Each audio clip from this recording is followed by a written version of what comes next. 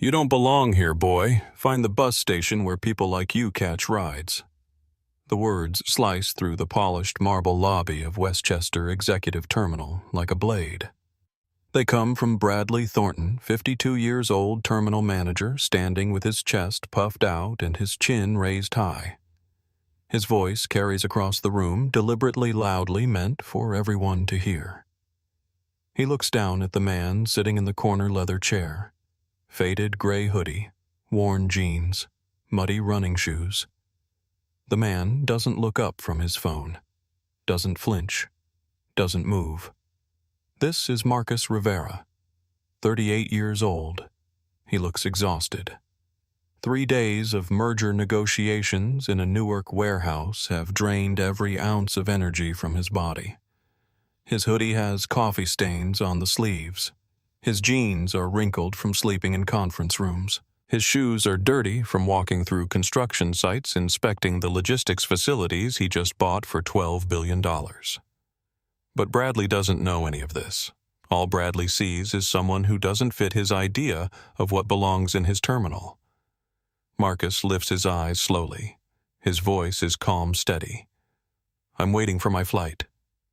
Bradley steps closer. His Italian leather shoes click against the marble floor. "This is a private terminal, first-class passengers only.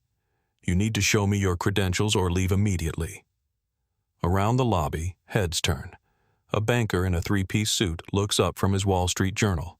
A woman with designer luggage pauses her phone call. 2 pilots walking past slow their steps. Near the coffee bar, Sofia Martinez freezes. 26 years old, she's been working here for 8 months saving money for nursing school. She wears the standard black uniform, her name tag slightly crooked. She watches Bradley approach Marcus with growing discomfort. By the window, Emma Rodriguez already has her phone out. 28 years old, travel blogger always looking for content. But this feels different. This feels wrong. Her finger hovers over the record button. Marcus reaches into his jacket pocket. He pulls out a black credit card and a boarding pass. He slides them across the small table beside his chair. Delta Private Terminal, Flight DL947, first class to Los Angeles. Bradley picks up the documents with 2 fingers like they might contaminate him. He squints at the boarding pass, then at the credit card. His lips curl into a smirk. "This doesn't look right," Bradley announces to the room. "These documents appear suspicious." Marcus's voice doesn't change. They're legitimate. Bradley holds up the black card, turning it so the light catches it. "Anyone can buy fake cards online these days." He looks around the lobby, performing for his audience. We see this all the time. People trying to access premium services they can't afford. Emma presses record. Her phone captures Bradley waving Marcus's card in the air like evidence of a crime. Sophia takes a step forward from behind the coffee bar. "Excuse me, Mr. Thornton. Maybe we should verify the documents before making assumptions." Bradley's head snaps toward her. His eyes flash with anger. "Sophia, return to your station. This doesn't concern you, but it does concern her." Sophia has watched Bradley humiliate customers before. She's seen him judge people by their clothes, their accents, their skin color. She's stayed quiet too many times. Mr. Rivera has been nothing but polite. Sophia says, her voice slightly shaking, but determined. Marcus looks at her. Something passes between them. Recognition, gratitude, respect. Bradley's face reddens. "How do you know his name?" She gestures toward the boarding pass in his hand. "It's printed right there." Bradley glances down. The name Marcus Rivera is clearly visible. But he's too committed to his performance to back down now. "Names can be faked too," Bradley says. He walks behind the reception desk and opens a small safe. He drops Marcus's credit card inside and slams it shut. This card is now secured pending verification. The lobby goes silent. Even the background music seems to quiet. Marcus stands slowly. He's tall, 6'2", broader than he appeared sitting down.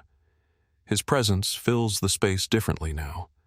Not threatening, but substantial. "You just made a mistake," Marcus says quietly. Bradley laughs. "The only mistake would be letting you stay here another minute." Marcus pulls out his phone. He dials a number. His voice is low but clear enough for nearby people to hear. Isabella Marcus says into the phone, "It's happening. Execute Protocol 7. On the other end, Isabella Guerrero, his executive assistant, doesn't hesitate. "Confirmed. Initiating response now." Bradley frowns. He doesn't like the sound of that phone call, but he's too arrogant to be concerned. James Patterson, the banker with the Wall Street Journal, leans toward his companion. Protocol 7. Sounds like some corporate nonsense. Emma's livestream counter shows 50 viewers, then 100, then 500. Comments start flooding in. Who is this guy? Why are they treating him like this? This is discrimination. Marcus puts his phone away. He looks at Bradley with calm, steady eyes. "You have exactly 10 minutes before your world changes forever." Bradley scoffs. "Is that supposed to scare me?" Marcus doesn't answer. He walks toward the glass doors leading outside. The automatic sensors slide them open and the sound of rain fills the lobby. "Wait!" Sophia calls out. She hurries around the coffee bar, pulling off her apron. "If you're throwing him out for no reason, then you can throw me out too." Bradley's mouth drops open. "Sophia, you're fired. Effective immediately." "Good," Sophia replies. She follows Marcus toward the door. Bradley turns to the remaining staff and passengers. He spreads his arms wide like a conductor finishing a symphony. "That's how we maintain standards here. We don't tolerate people trying to cheat the system." Some passengers nod approvingly. Others look uncomfortable. Emma keeps recording her viewer count climbing past 1,000. Outside, the rain soaks through Marcus's hoodie immediately. He stands under a small overhang, but the wind whips the water sideways. Sophia stands beside him, both of them getting drenched. "I'm sorry," Sophia says. "You shouldn't have to deal with that." Marcus looks at her. "Don't apologize. You showed character in there. That matters more than most people realize." Inside the terminal, Bradley pours himself a glass of champagne from the complimentary bar. He raises it toward the window, toasting his victory over the vagrant who tried to infiltrate his sacred space. He has no idea that the soaked man standing in the rain outside owns a $12 billion company. He has no idea that Marcus Rivera's phone call just set in motion events that will destroy Bradley's career in the next 8 minutes. He has no idea that the roar building in the distance isn't thunder. It's a Gulfstream G800 coming to pick up its owner. The rain pounds harder now, turning the tarmac into a sheet of silver. Marcus stands perfectly still under the overhang water dripping from his hood. He doesn't shiver. Marcus pulls out his phone again.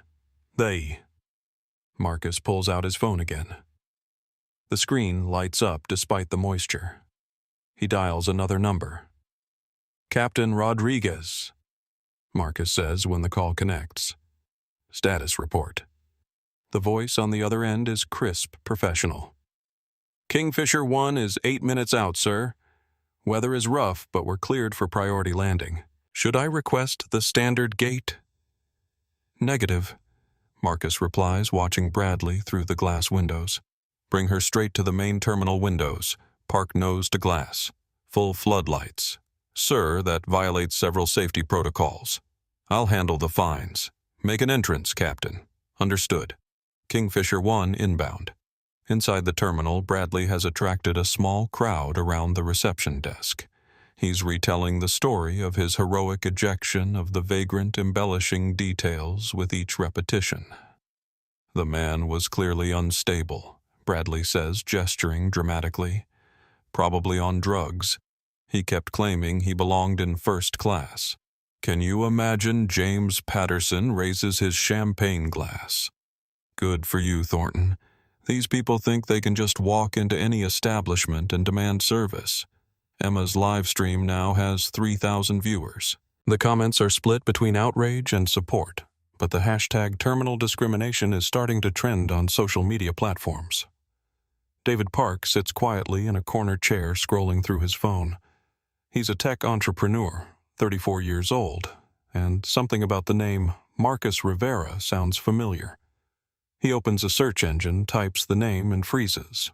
The first result shows a Forbes magazine cover from 6 months ago. Marcus Rivera, CEO of Rivera Technologies, net worth $12 billion. The photo shows Marcus in an expensive suit, but the face is unmistakable. David's hands shake as he realizes what he just witnessed. He looks toward the window where Marcus still stands in the rain, then back at Bradley's celebration. Ashley Thompson, a lifestyle influencer with 2 million followers, notices David's expression. "What's wrong? You look like you've seen a ghost." David shows her his phone screen. "That's him. That's the guy they just threw out." Ashley's eyes widen. She immediately starts her own live stream. Her followers know her for fashion content, but this is bigger than clothes. "Holy crap, guys," Ashley whispers into her phone. "We just witnessed something massive. The richest tech guy in America just got racially profiled at a private terminal." Her viewer count explodes. Within minutes, the story spreads across multiple platforms. Justice. For Rivera begins trending alongside terminal discrimination. Bradley remains oblivious. He's moved behind the bar now, playing bartender for his new admirers. He pours champagne and accepts compliments on his firm leadership. "You should run for political office," suggests a woman with pearl earrings. "We need more people willing to enforce standards." Bradley grins. "Maybe I will. This country needs leaders who aren't afraid to make tough decisions." Outside, the wind picks up. Marcus checks his watch. 3 minutes.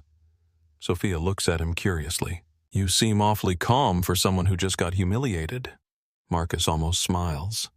Humiliation requires caring about someone's opinion. "I stopped caring about his opinion the moment he opened his mouth.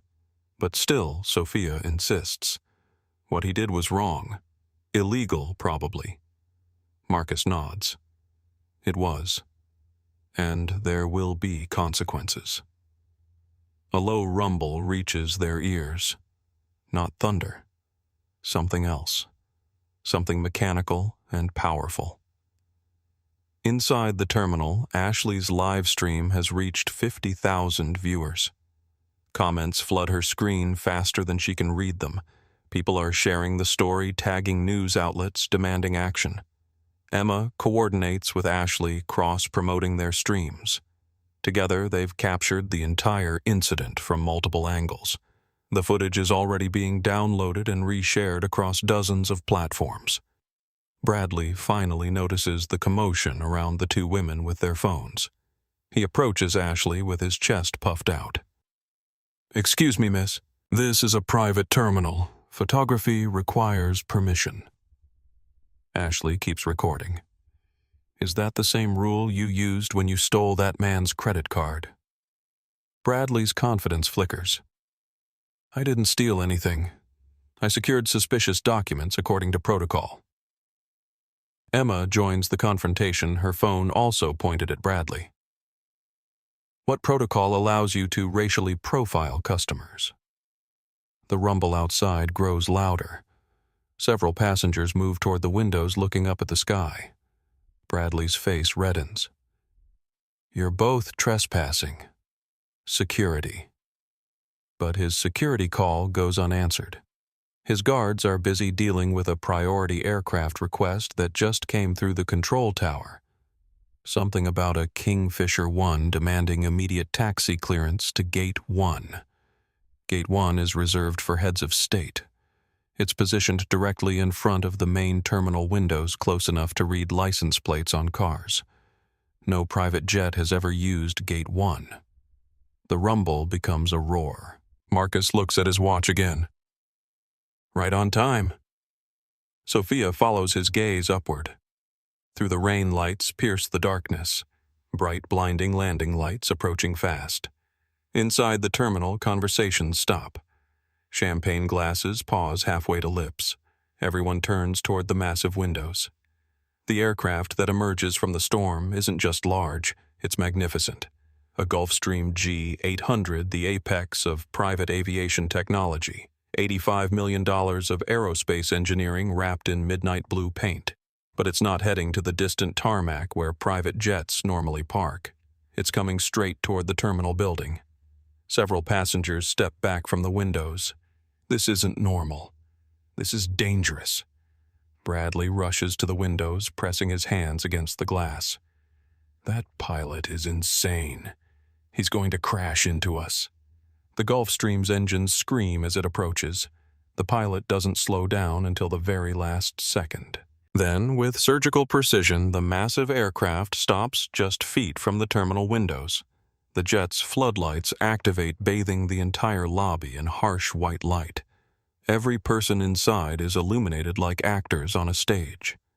The engines idle, creating a constant rumble that shakes the champagne glasses on the tables. Bradley fumbles for his radio. Control tower. We have a rogue aircraft at Gate 1. Send security immediately, but the tower isn't responding to Bradley anymore. They're too busy processing the priority clearance codes that came with Kingfisher One's landing request. Outside, Marcus straightens his shoulders. He looks at Sophia one more time. "Stay here," he tells her. "Watch what happens next." He begins walking toward the aircraft. His steps are steady, confident. The rain doesn't seem to bother him anymore. Inside the terminal, every face is pressed against the windows.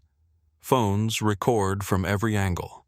The story is no longer contained to 2 live streams. It's everywhere.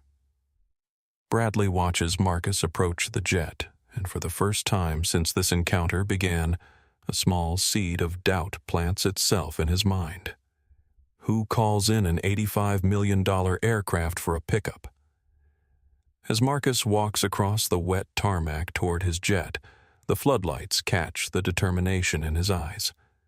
But inside his mind, time shifts backward. The rain, the humiliation, the disrespect, it all echoes another moment from 22 years ago. 16-year-old Marcus stands at the entrance of Meadowbrook Country Club in Connecticut.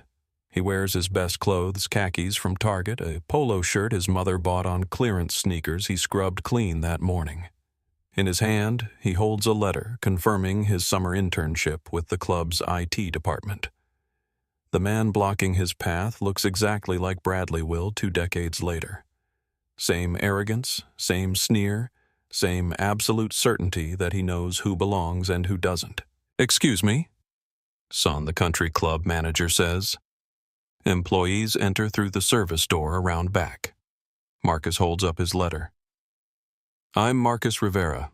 I'm starting my internship today." The manager barely glances at the letter. "Right. Kitchen staff. Service entrance." "This isn't for kitchen staff," Marcus says quietly. "This is for the computer upgrade." The manager's laugh is sharp dismissive. "Computer system. Son, we don't hire your kind for technical positions." The words hit like a physical blow. Marcus feels his face burn with shame and anger, but he forces himself to stay calm. "Sir, there must be a misunderstanding. I was accepted for this position based on my programming skills." A small crowd gathers. Club members in tennis whites and golf attire attracted by the commotion. Their faces show amusement, not concern. "Look, kid," the manager continues loudly enough for everyone to hear. "I don't know how you got that letter, but it's obviously some kind of mistake. Now, please use the service entrance before I call security." Marcus's father, David Rivera, appears from the parking lot. He's just finished his shift at the construction site across town. His work clothes are dusty, his hands calloused. He sees his son's humiliation, and his jaw tightens. "Is there a problem here?" David asks. The manager turns his attention to the older man. "Are you this boy's father?" You need to teach him about appropriate entrances. This is a private club. David looks at his son, then at the letter in Marcus's hand, then at the crowd of wealthy spectators enjoying the show. His voice is calm but carries an edge of steel. My son was invited here because he's smarter than anyone in this building. He builds computers while your members can barely operate them. The manager crosses his arms. Regardless, he doesn't belong inside the main clubhouse. David nods slowly. He puts his hand on Marcus's shoulder. Son, remember this moment. Remember exactly how this feels. Marcus looks up at his father, confusion in his eyes.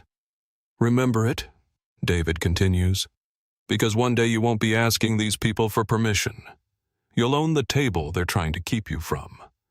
And when that day comes, you'll have a choice.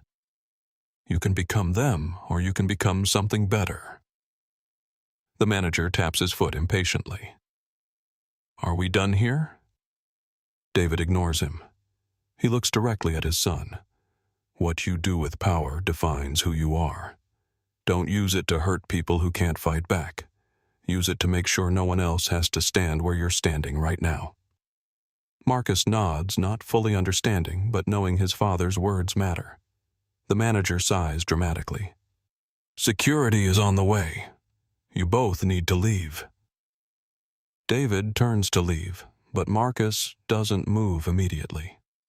He looks at each face in the crowd, memorizing them. He looks at the manager, who's still smirking. I'll remember this, Marcus says quietly. The manager laughs.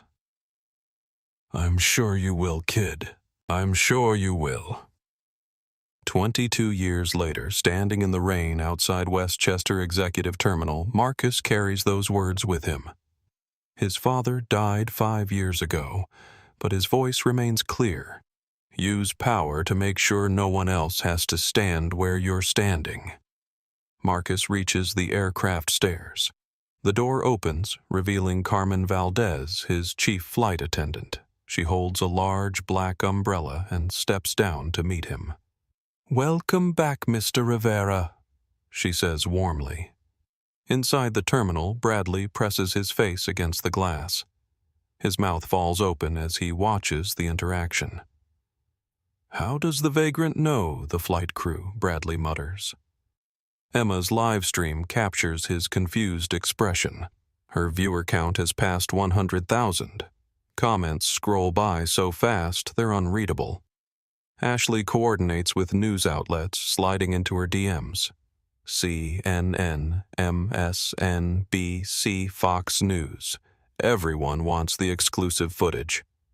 David Park finally speaks up from his corner. His voice cuts through the silence in the lobby. That's Marcus Rivera, David announces.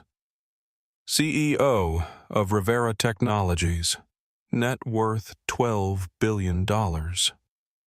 The room goes silent except for the humming of the jet engines outside.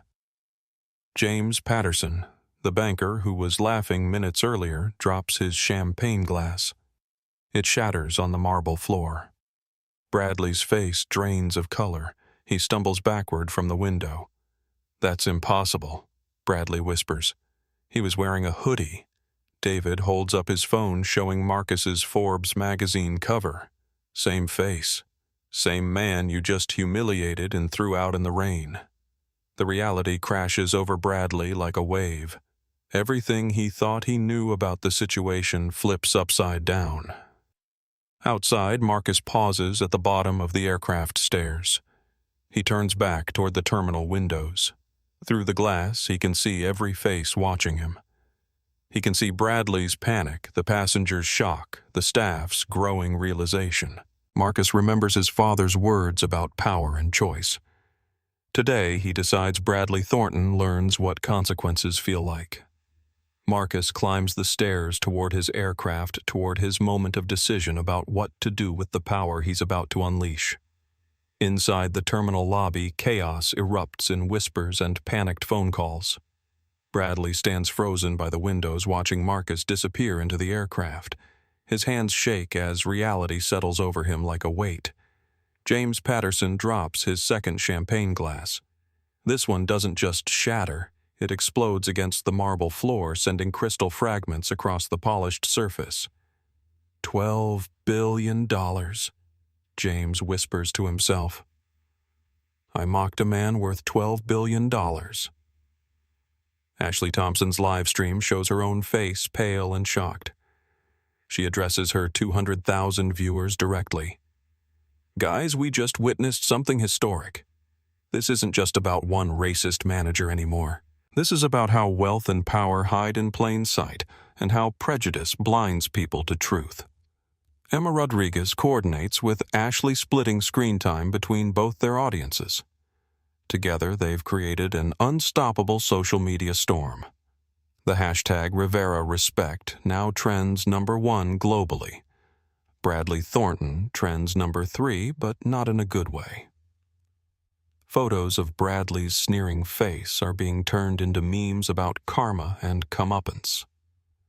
Inside the Gulf Stream, Marcus moves through the cabin with purpose. The interior is stunning cream leather seats, polished wood trim technology that costs more than most people's homes. But Marcus ignores the luxury. This isn't about showing off. This is about justice. Carmen Valdez hands him a warm towel and a fresh shirt. Sir, we monitored the radio chatter while approaching. We know what happened inside. Marcus nods, drying his face. How long until we're ready for takeoff? Captain Rodriguez's voice comes through the intercom. Sir, we're fueled and ready. But if I may suggest, ground control is very confused about our positioning. We're blocking the main terminal view. Perfect, Marcus replies. Keep us exactly where we are. Carmen's expression shows concern. Sir, they're threatening to call airport authority about safety violations. Let them call, Marcus says, unbuttoning his wet hoodie. I own 3% of this airport through my investment portfolio. They won't tow my plane. Inside the terminal, Bradley finally moves. He rushes to the reception desk, grabbing his radio and phone simultaneously. Control tower.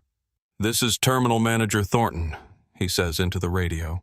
We need immediate removal of aircraft at Gate 1. Safety violation in progress. The response crackles back, Mr. Thornton, that aircraft has presidential-level clearance codes. We cannot move it without authorization from federal authorities. Bradley's face turns red. Presidential codes. That's impossible.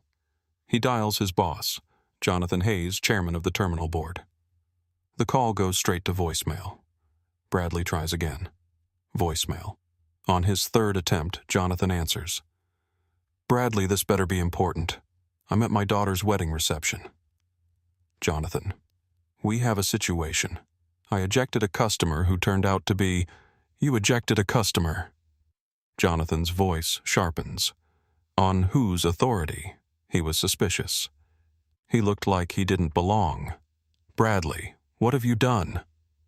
The man claims to be Marcus Rivera. Rivera Technologies. But that's impossible because Bradley stops talking. In the background of Jonathan's call, he hears someone say, Did he say Rivera? Marcus? Rivera just bought controlling interest in 3 regional airports this quarter. Jonathan's voice becomes ice cold. Bradley Thornton, you are suspended immediately pending investigation. Do not make any more decisions. Do not speak to media. Do not leave the terminal. The call ends. Bradley stares at his phone, watching his career evaporate in real time. Sophia Martinez stands near the coffee bar, still wearing her rain-soaked uniform. She watches Bradley's panic with a mixture of satisfaction and sympathy. She's never seen someone's world collapse so completely in such a short time. David Park approaches her quietly. Excuse me, miss. You defended that man when no one else would. Sophia nods. It was the right thing to do. I want to apologize, David continues. I sat there silent while they humiliated him. I recognized his name but said nothing. That makes me complicit. Sophia studies his face. Why are you telling me this? Because standing up to injustice shouldn't be left to people with the least power, David says. I have influence in the tech community. I should have used it. Outside rain continues to pound the tarmac, but the Gulf Stream sits steady as a mountain. Its floodlights create an otherworldly scene, turning the terminal into a fishbowl where every action is visible and recorded. Emma's live stream captures Bradley's breakdown from multiple angles. His confident posture from 30 minutes ago has collapsed into hunched shoulders and darting eyes. The viewer count passes 300,000. News trucks are arriving at the airport perimeter. Reporters set up equipment in the rain trying to get close enough to film the aircraft. Inside the jet, Marcus changes into a crisp white shirt and navy blazer. His transformation is complete from exhausted traveler to corporate executive. But more than his clothes have changed. His entire presence shifts. This is Marcus Rivera, CEO. This is the man worth $12 billion. He opens his laptop and connects to the aircraft's satellite internet. His fingers fly across the keyboard as he accesses databases most people don't know exist. Financial records for Westchester Executive Terminal appear on his screen. The facility is struggling. Revenue down 18% over 2 years. Several discrimination lawsuits settled quietly. Bradley Thornton has 4 previous complaints in his personnel file. Marcus's phone buzzes. Isabella Guerrero, his assistant, calling from corporate headquarters. Mr. Rivera. Isabella's voice is crisp and efficient. I've been monitoring the situation. Social media engagement is enormous. Rivera Respect has over 2 million mentions in the past hour. Good, Marcus replies. What about the terminal ownership structure? The facility management contract comes up for renewal in 6 months. The board is considering selling due to financial pressure. I can have acquisition documents ready within the hour. Do it, Marcus says. But I want something else first. Yes, sir. Patch me into the terminal's internal PA system. I want to address everyone inside. Sir, that would require cooperation from their technical staff. Isabella. I designed the networking infrastructure for half the airports on the East Coast. I don't need their cooperation. Marcus opens a second laptop, this one equipped with wireless penetration testing equipment. Within minutes, he has access to the terminal's internal audio. The public address speakers throughout the lobby crackle to life. Bradley jerks his head up from his desk where he's been frantically deleting emails and text messages. The speakers haven't made any noise except scheduled announcements in months. Marcus's voice fills the terminal calm and clear. Good evening. This is Marcus Rivera speaking to you from my aircraft parked outside your windows. Every conversation in the lobby stops. Phones turn toward the speakers as if they could capture the voice visually. 30 minutes ago, your terminal manager decided I didn't belong in your facility. He judged me by my appearance, confiscated my credit card, and forced me to stand in the rain. Bradley tries to reach for his phone to call someone, anyone who might help him, but his hands shake too badly to dial. Mr. Thornton made his decision based on the color of my skin and the clothes I was wearing. He chose prejudice over professionalism. He chose assumptions over evidence. Sophia finds herself holding her breath. She's never heard someone speak with such controlled power before. But this story isn't about Mr. Thornton. Marcus continues, this story is about choice, about what we do when we have power over others, about whether we build people up or tear them down. Inside the aircraft, Marcus looks through the window at the faces pressed against the glass. He can see Bradley, clearly can see the man's terror and regret. Mr. Thornton, Marcus says, his voice carrying through the speakers like judgment. You made your choice 30 minutes ago. Now I'm going to make mine. The silence in the terminal is electric. 200 people hold their breath waiting for Marcus Rivera's next words. Outside, his aircraft idles like a sleeping giant, floodlights keeping everyone visible. But Marcus doesn't speak immediately. The pause stretches, builds tension, allows the weight of the moment to settle on everyone inside. Emma Rodriguez's live stream viewer count hits 400,000. Comments flood her screen faster than any human could read. People are sharing the stream across every platform, tagging news outlets, celebrities, politicians.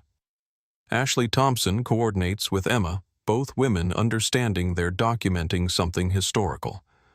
Their combined audience represents nearly 1 million people watching justice unfold in real time. Bradley Thornton stands behind the reception desk like a deer in headlights. He looks around the lobby, desperately seeking support, sympathy, anything.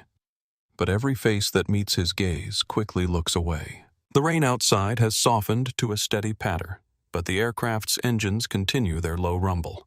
The sound penetrates the building's walls, a constant reminder of power waiting to be unleashed. David Park pulls out his own phone and opens his corporate Twitter account. He has 50,000 followers in the tech industry. His hands shake as he types, "I just witnessed Marcus Rivera face racial discrimination at Westchester Terminal. I sat silent while it happened. I failed as a human being and as an ally.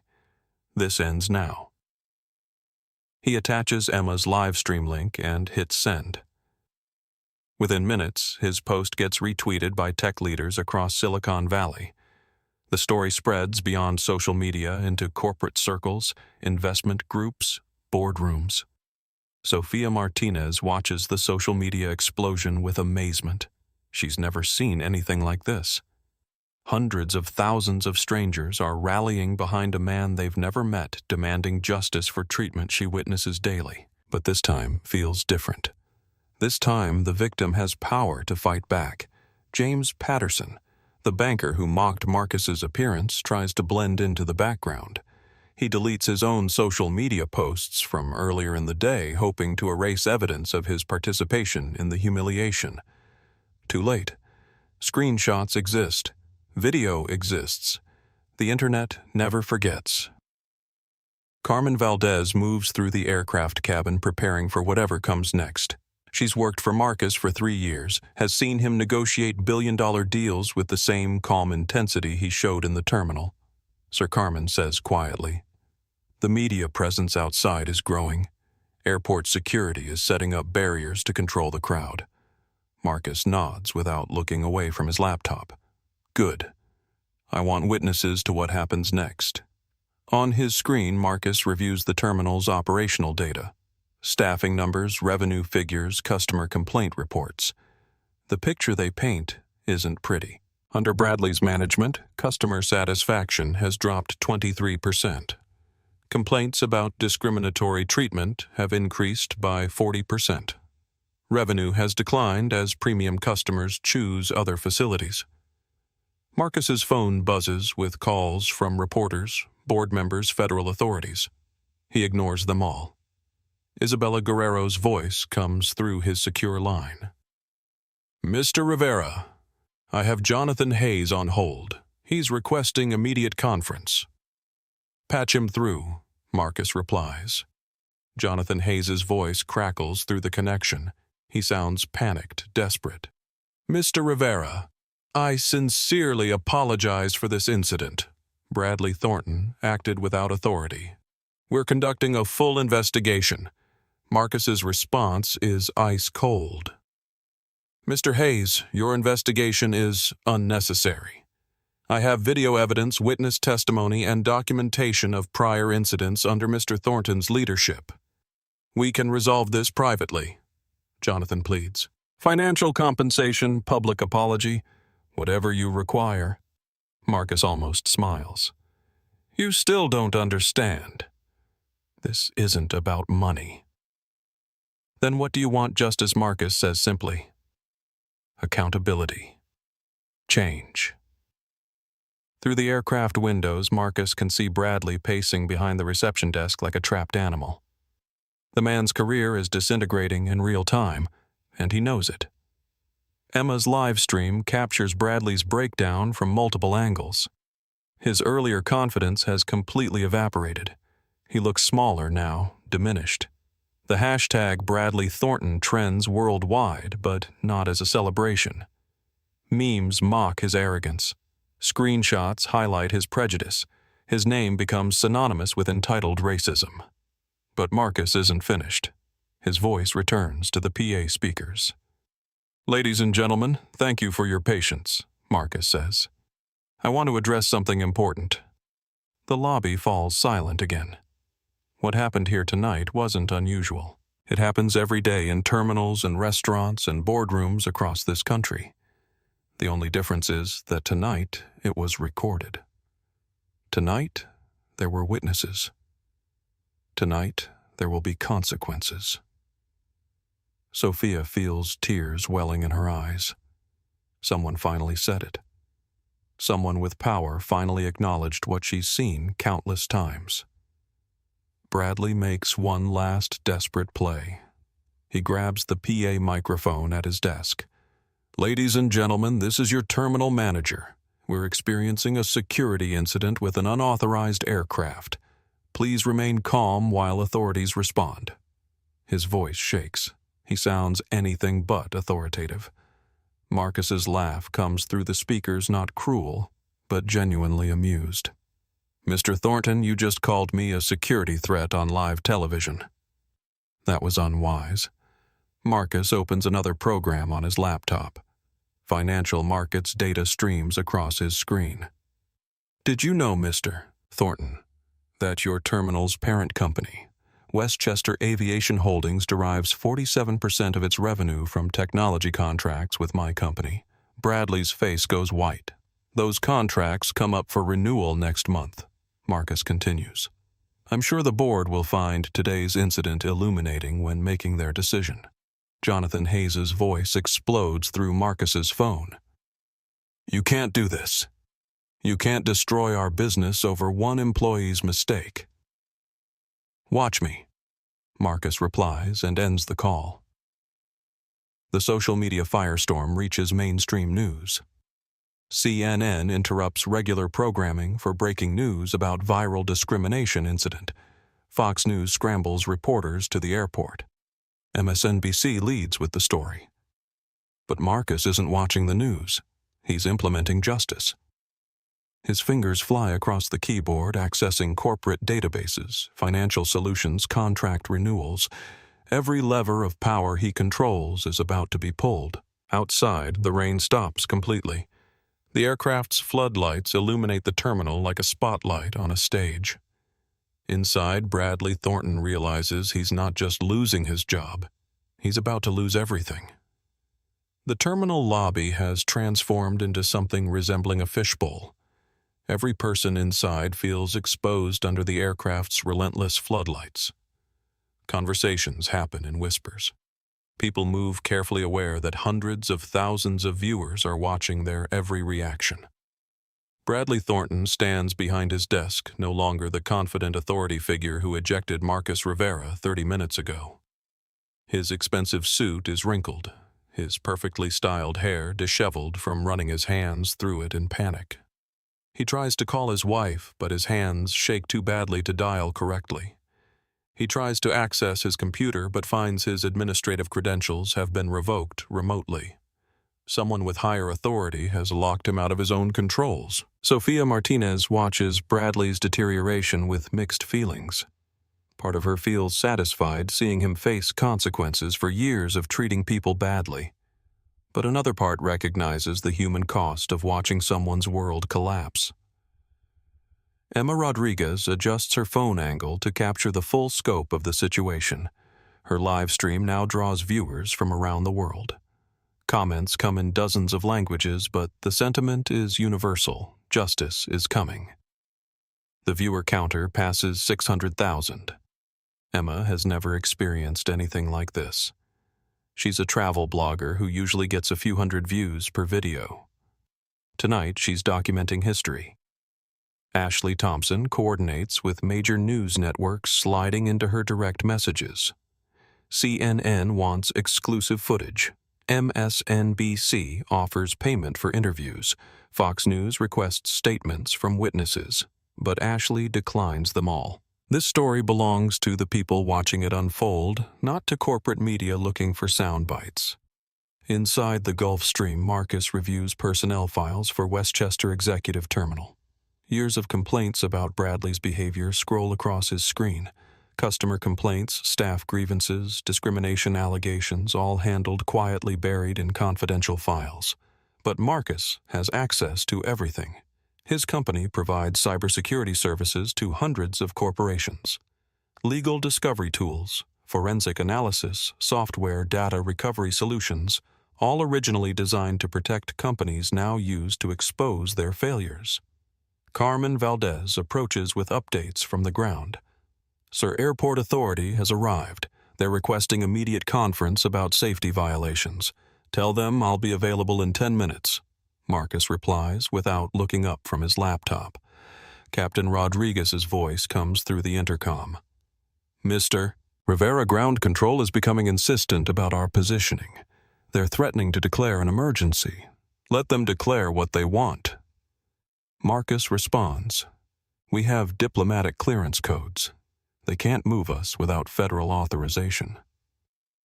Outside, the media circus grows larger. News vans line the airport perimeter. Reporters set up in the rain, broadcasting live to national audiences.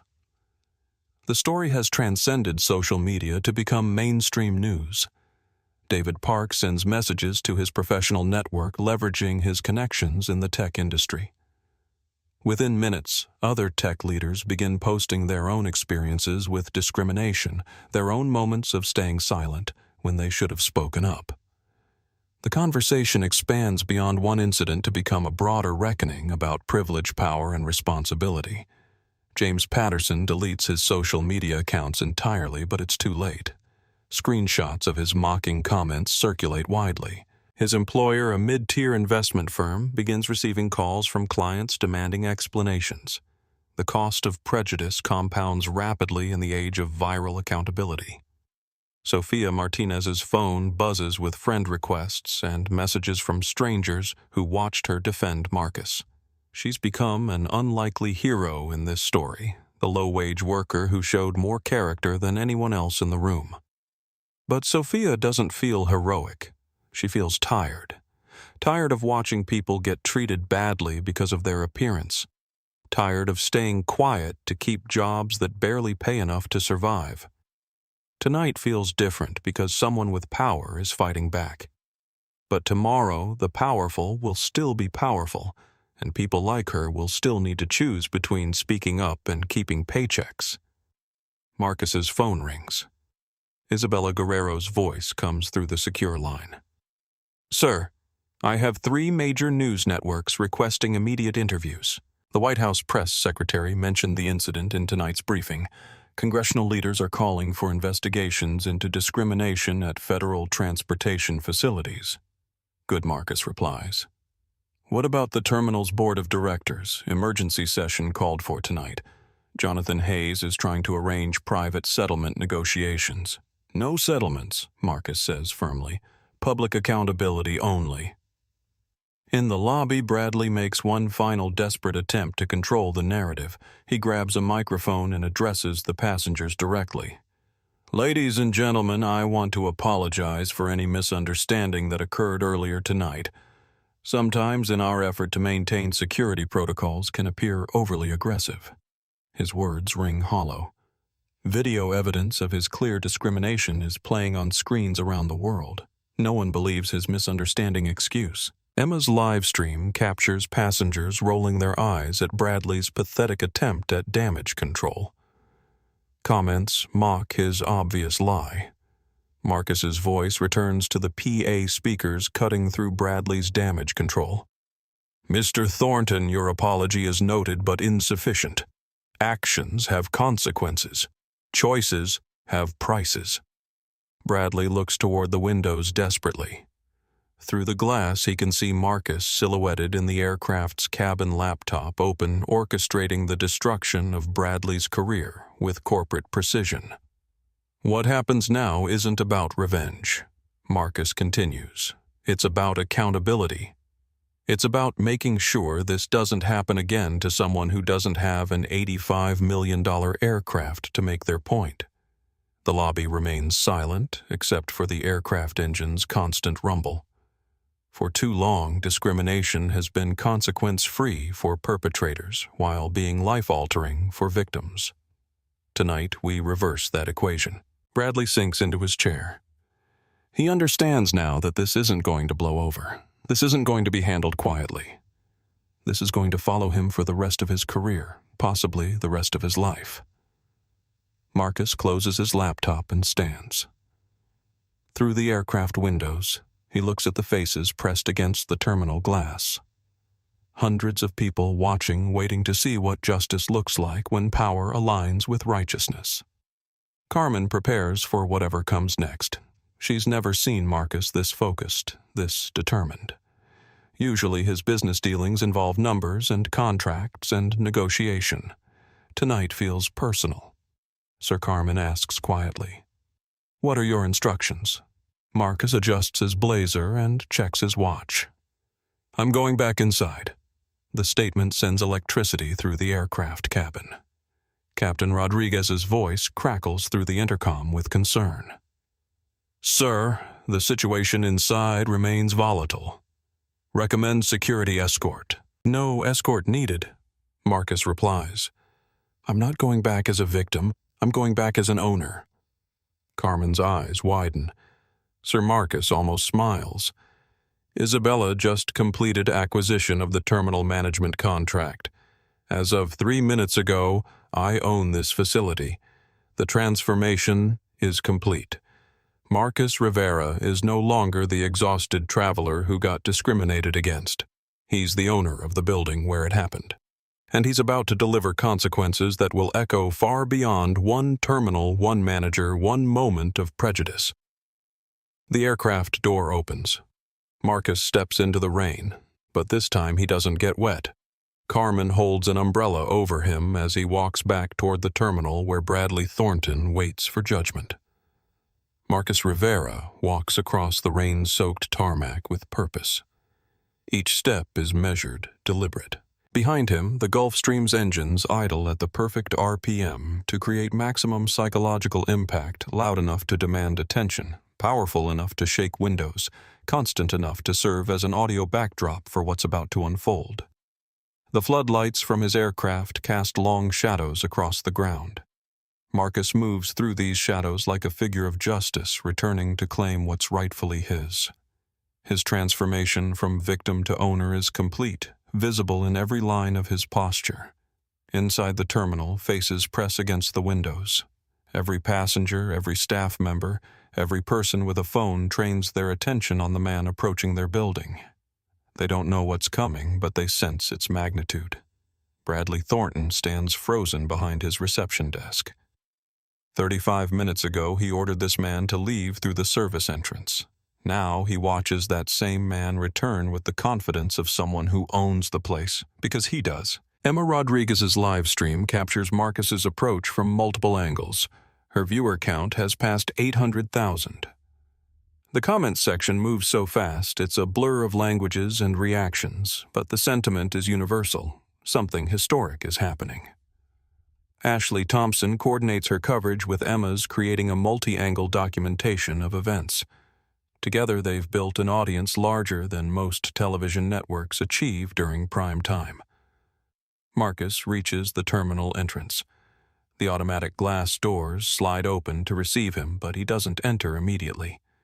He stands in the doorway, rain dripping from his blazer, and surveys the lobby. Every conversation stops. 200 people hold their breath. Sophia Martinez watches from near the coffee bar, still wearing her damp uniform from when she followed Marcus outside. She's never seen someone command a room simply by entering it. Marcus steps inside. Water from his shoes leaves marks on the polished marble floor, the same floor Bradley forced him to cross in humiliation 35 minutes ago. But everything has changed now. The power dynamic, the context, the consequences waiting to be delivered. Marcus walks directly to the reception desk where Bradley stands. He doesn't speak immediately. The silence builds tension, allows anticipation to grow. The aircraft engines outside provide a constant bass note under the scene. Every person in the lobby can feel the vibrations through the floor, a physical reminder of the power Marcus commands. Bradley's mouth opens and closes without sound. He looks like a fish gasping for air. "Good evening," Marcus says finally. His voice carries clearly across the silent lobby. "I believe you have something that belongs to me." Bradley's hands shake as he reaches for the safe behind the desk.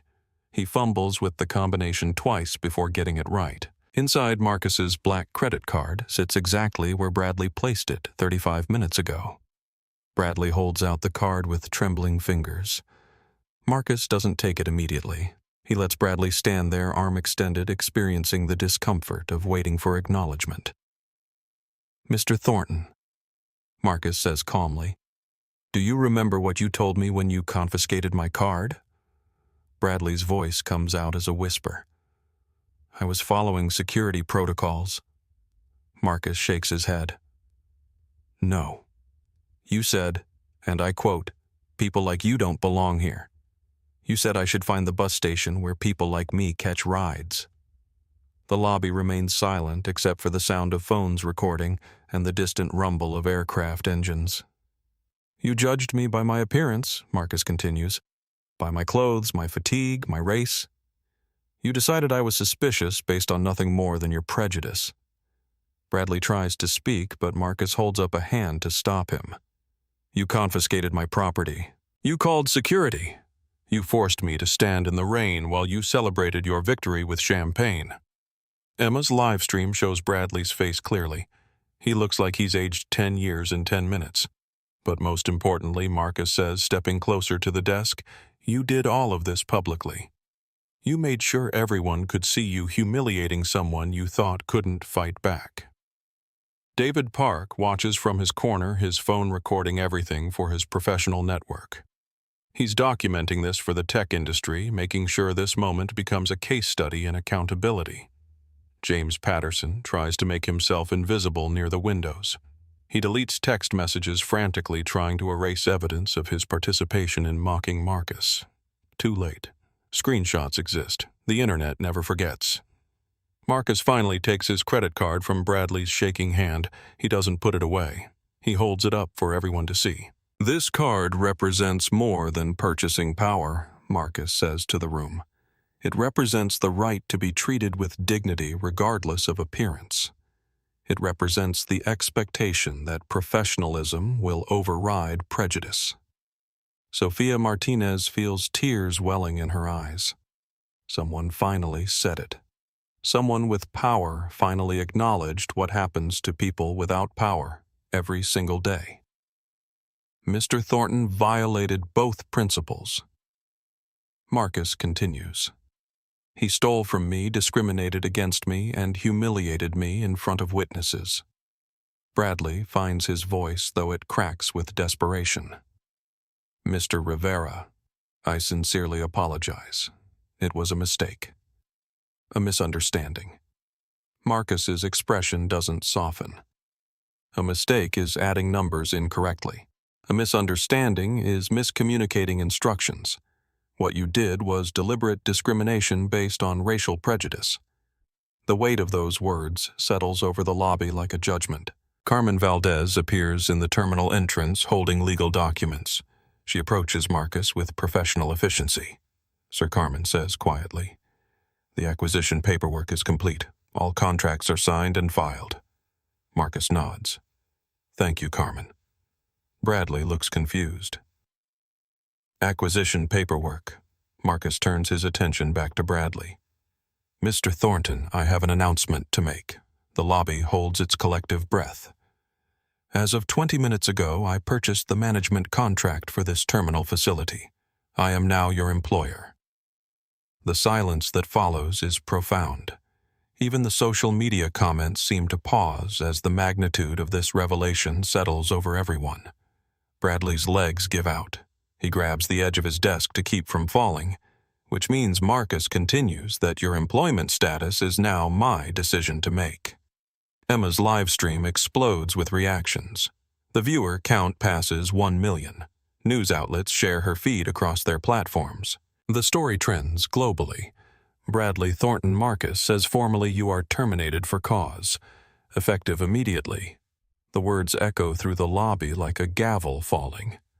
Security will escort you from the premises. Marcus continues. You are banned from this facility permanently. Any attempt to return will result in arrest for trespassing. Bradley tries to speak, but no words come out. Furthermore, Marcus says I am implementing immediate policy changes. No employee of this facility will ever again be permitted to discriminate against customers based on race appearance or perceived economic status. Sophia Martinez watches in amazement. In 35 minutes, the power structure of her workplace has completely reversed. Training will begin immediately for all staff on dignity, respect, and equal treatment. Marcus continues. Anyone unable to meet these standards will be replaced. Carmen approaches with additional documents.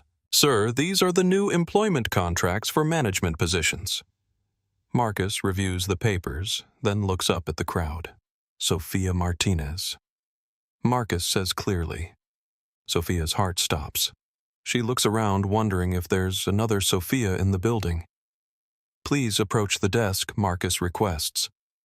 Sophia walks forward on unsteady legs. She has no idea what's coming. Ms. Martinez, Marcus says when she reaches him. You showed character tonight.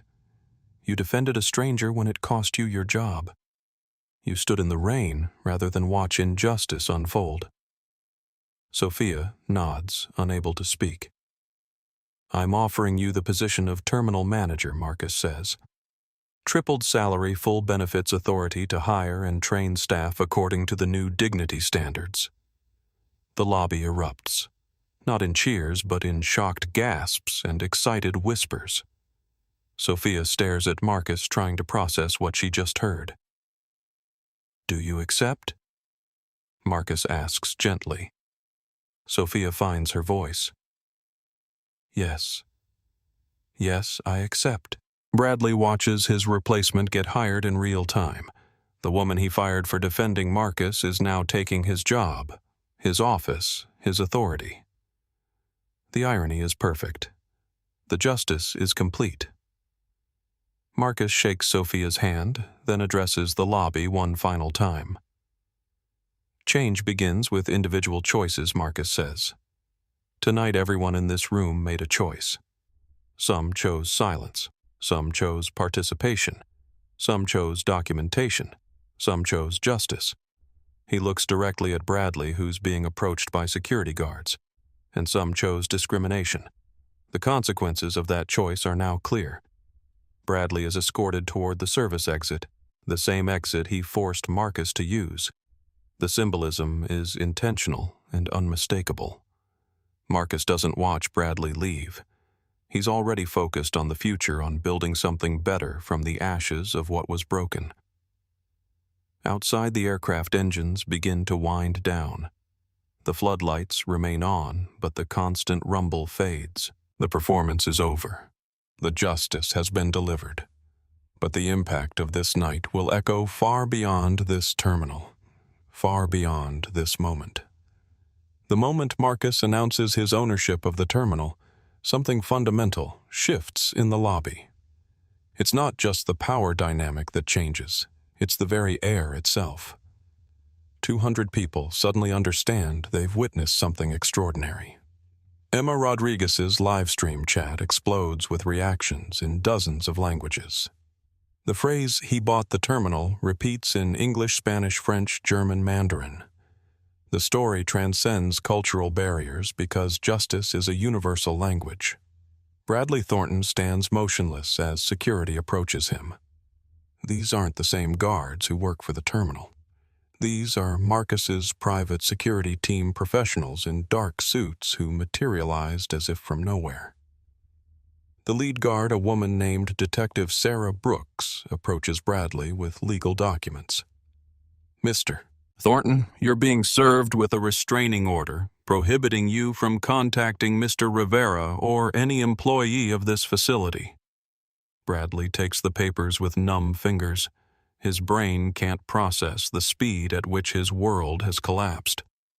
Additionally, Detective Brooks continues, you have 15 minutes to collect personal items from your office. Anything remaining after that time becomes property of the facility.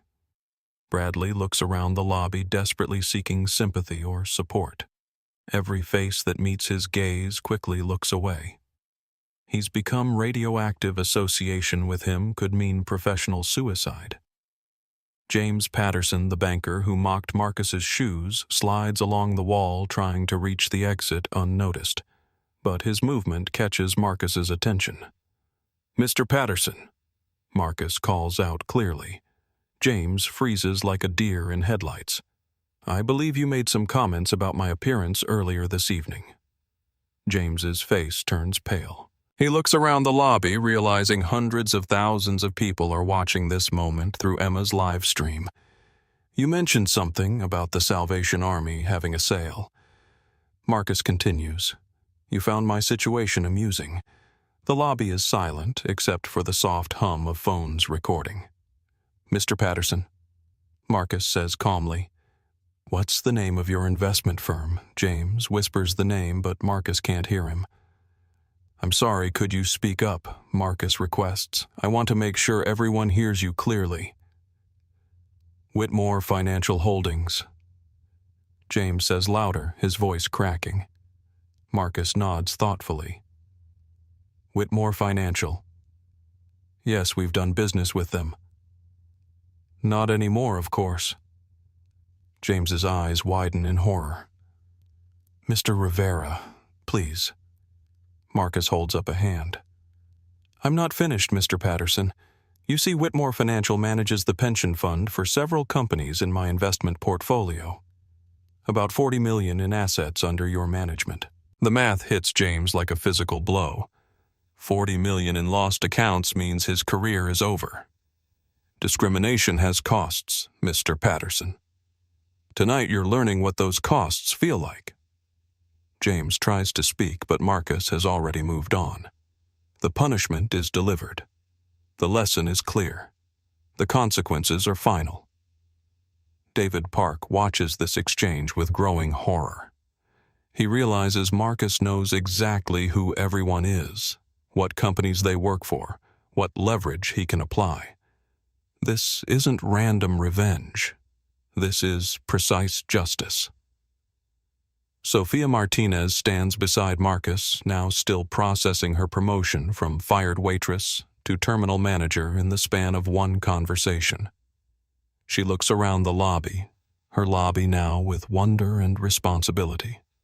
Carmen Valdez approaches with additional documentation. "Sir, the press release is ready for distribution." Marcus reviews the document on Carmen's tablet. The headline reads, "Rivera Technologies acquires Westchester Executive Terminal following discrimination incident." The press release doesn't just announce the acquisition. It details Marcus's experience, Bradley's actions, the viral video documentation, and the immediate policy changes being implemented. "Send it to all major networks," Marcus instructs. "I want this story told completely, not just in fragments." Ashley Thompson's live stream captures the efficiency of Marcus's operation. This isn't a spontaneous reaction, it's a carefully orchestrated response to injustice. Legal teams, public relations specialists, security professionals, all coordinated to deliver accountability. Her viewers realize they're watching power used responsibly, not for revenge, but for reform. Bradley returns from his office carrying a small cardboard box. 15 years of career achievements reduced to personal mementos that fit in a container meant for printer paper. Detective Brooks escorts him toward the service exit. The symbolism is intentional. The same door Marcus was forced to use is now Bradley's path to unemployment. As they pass the reception desk, Bradley stops. He looks at Sophia, who's now reviewing her new responsibilities with Carmen. Sophia Bradley says quietly, "I'm sorry." Sophia looks up from the documents. The apology hangs in the air between them. Sorry for what specifically Sophia asks. Bradley struggles to find words. For everything. For how I treated people. For how I treated you. Sophia considers his words carefully. "Mr. Thornton, you didn't just treat me badly. You treated everyone badly who couldn't fight back. That wasn't policy. That was character. Bradley nods slowly. You're right. The admission doesn't change anything, but it acknowledges truth. Sometimes that's the beginning of real change. Detective Brooks gently guides Bradley toward the exit. As they reach the door, Marcus calls out one final time. Mr. Thornton. Bradley turns back, hope flickering in his eyes. In 6 months, Marcus says calmly, if you can demonstrate genuine change, volunteer work diversity training, community service. Ms. Martinez might consider an entry-level position here. Bradley's eyes widen. Even Sophia looks surprised. Everyone deserves a path to redemption, Marcus continues. Even the people who need it most. The statement echoes through the lobby. Justice without mercy is revenge. Justice with mercy is transformation. Bradley nods, unable to speak, and follows Detective Brooks outside. The lobby remains silent for several moments after they leave. People process what they've witnessed, not just the consequences of discrimination, but the possibility of redemption through genuine change. Marcus addresses the crowd one final time. Tonight wasn't about destroying one man, Marcus says clearly. Tonight was about building something better. About creating a place where dignity matters more than appearance, where respect is automatic rather than earned through wealth or status. Emma's live stream shows faces throughout the lobby, some ashamed, some inspired, all changed by what they've experienced. This terminal will become a model for how service industries should operate. Marcus continues. Not just here, but everywhere. Because when we demand better, we get better. Sophia steps forward slightly. She's still nervous about her new authority, but she understands the responsibility that comes with it. Starting tomorrow, Sophia announces to the lobby we begin training every staff member on equal treatment protocols. We implement bias reporting procedures. We create an environment where everyone feels welcome. Applause breaks out spontaneously. Not polite golf claps, but genuine appreciation for the promise of change. Marcus checks his watch. Ladies and gentlemen, I have business to attend to in Los Angeles, but I'll be back next week to review our progress. He walks toward the exit, then pauses at the door. One final thought, Marcus says. Power without accountability is tyranny. Accountability without consequences is theater. Tonight we proved that consequences are real when you choose to discriminate. Marcus steps outside into the night air. The rain has stopped completely. His aircraft waits under clear skies, engines beginning their pre-flight cycle. Inside the terminal, people begin to disperse. But the conversations are different now. Instead of gossip about the incident, they discuss change responsibility, the power of individual choice. Sophia Martinez walks to her new office, Bradley's former office. She sits behind the desk and looks out at the lobby through the glass partition. For the first time in her working life, she has the power to make things better. The opportunity to ensure no one else experiences what she's watched happen too many times. Outside, Marcus boards his aircraft. As the door closes behind him, he carries with him not just the satisfaction of justice delivered, but the responsibility of ensuring tonight's changes become permanent. The Gulfstream taxis away from the terminal, its job complete.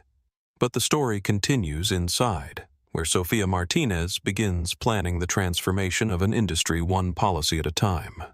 The Gulfstream's engines spool up to take off power, creating one final crescendo before departing Westchester Executive Terminal.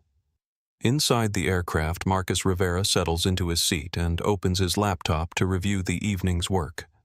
3 hours ago, he was an exhausted traveler seeking a quiet place to wait for his flight. Now he's the owner of a transportation facility and the architect of industry-wide policy changes that will echo for decades. But Marcus doesn't celebrate. He focuses on implementation. Isabella Guerrero's voice comes through the satellite phone. Sir, the press release has been picked up by every major news network. CNN is leading with the story. The hashtag Terminal Justice is trending globally. Marcus nods while reviewing financial projections for the terminal's transformation. Good. What about the discrimination monitoring software development team is accelerating timeline? We can have pilot version deployed within 60 days. Make it 30 days, Marcus instructs. I want every major transportation hub in the country to have access to bias detection technology before the end of the quarter. Inside the terminal, the aftermath of justice unfolds in real time. Sofia Martinez sits in her new office overwhelmed by the responsibility but energized by the opportunity. She reviews personnel files, customer complaint records, financial reports. The picture they paint is worse than she imagined. Under Bradley's leadership, discrimination wasn't occasional, it was institutional. Sofia picks up her new office phone and dials the first number on her change agenda. Ms. Rodriguez, this is Sofia Martinez, the new terminal manager. I'm calling to personally apologize for the discrimination you experienced here last month and to inform you that we're implementing comprehensive reforms. One call becomes 5, then 10, then 20. Sofia spends her first hour as manager apologizing to customers Bradley had mistreated. Each conversation is different, but the sentiment is the same. Finally, someone with authority cares about treating people with dignity. Emma Rodriguez's live stream has evolved into a discussion forum about discrimination in travel. Her viewers share their own experiences, creating a database of incidents across airports, hotels, rental car companies. The conversation expands beyond one terminal to examine entire industries. Marcus's actions have created space for broader accountability. David Park uses his platform to amplify the discussion within tech circles. His Twitter thread about staying silent during discrimination receives thousands of shares, spawning conversations about allyship and responsibility. His honesty about his own failures creates permission for other leaders to acknowledge their moments of moral cowardice. The conversation becomes constructive rather than accusatory. James Patterson's career implodes over the next several hours. By morning, Whitmore Financial Holdings receives calls from clients questioning their association with someone whose discrimination was broadcast globally. The pension funds Marcus mentioned $40 million in assets begin withdrawal proceedings. James's employer faces a choice: fire him or lose business. The decision is obvious. But James's consequences extend beyond employment. His social media accounts are flooded with criticism. His country club membership is questioned. His children's school receives calls from parents uncomfortable with association. The cost of prejudice compounds exponentially in the age of viral accountability. Meanwhile, Bradley Thornton sits in a 24-hour diner near the highway, nursing a cup of coffee he can barely afford. His credit cards were canceled when his employment terminated. His company car was repossessed. His apartment lease is in question. He stares at his phone, scrolling through news coverage of his humiliation. Every major outlet carries the story. His face is associated with discrimination globally. But beneath the self-pity, something else stirs. Marcus's offer of redemption, the possibility of earning a second chance through genuine change, plants a seed of hope. Bradley Googles diversity training programs in his area. He researches volunteer opportunities with civil rights organizations.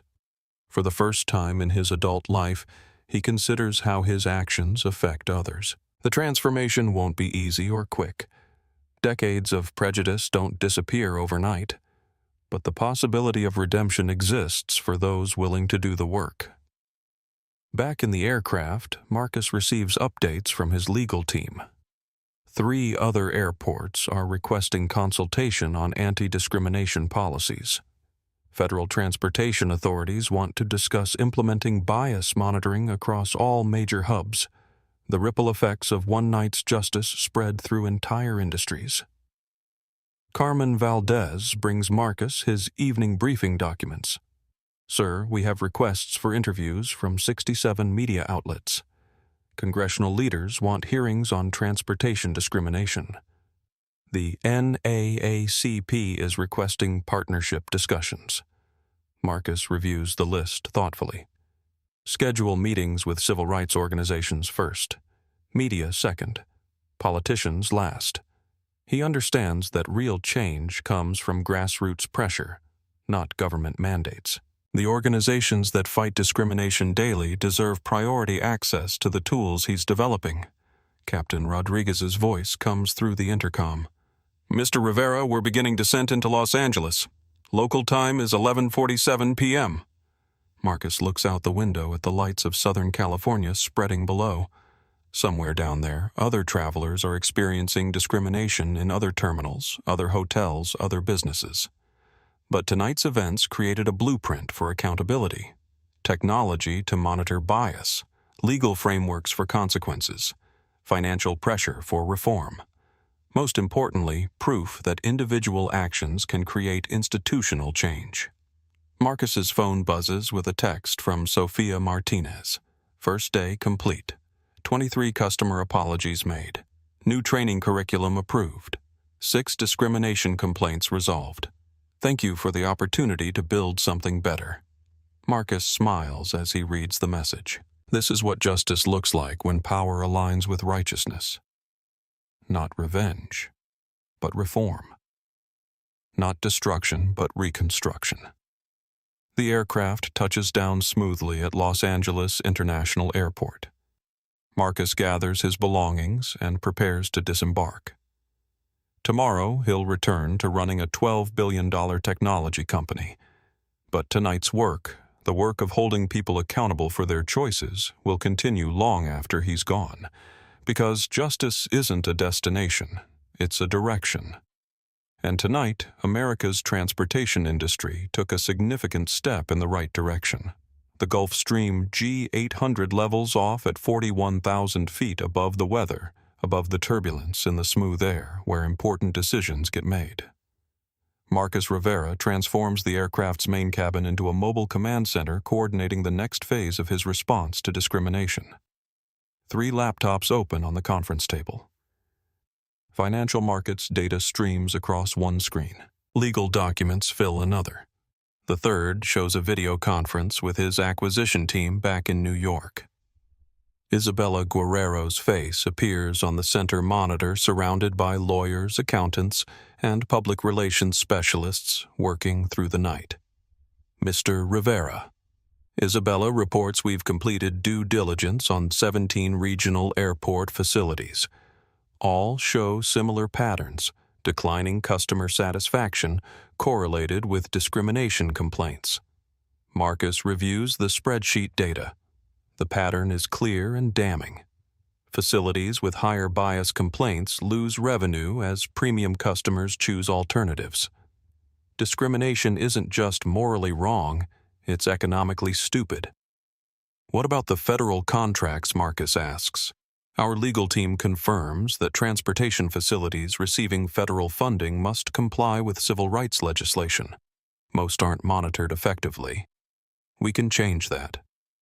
Marcus nods, making notes in his personal file. The solution isn't just buying one terminal, it's creating accountability across an entire industry. Carmen Valdez approaches with secure communication equipment. Sir, you have 3 priority calls holding.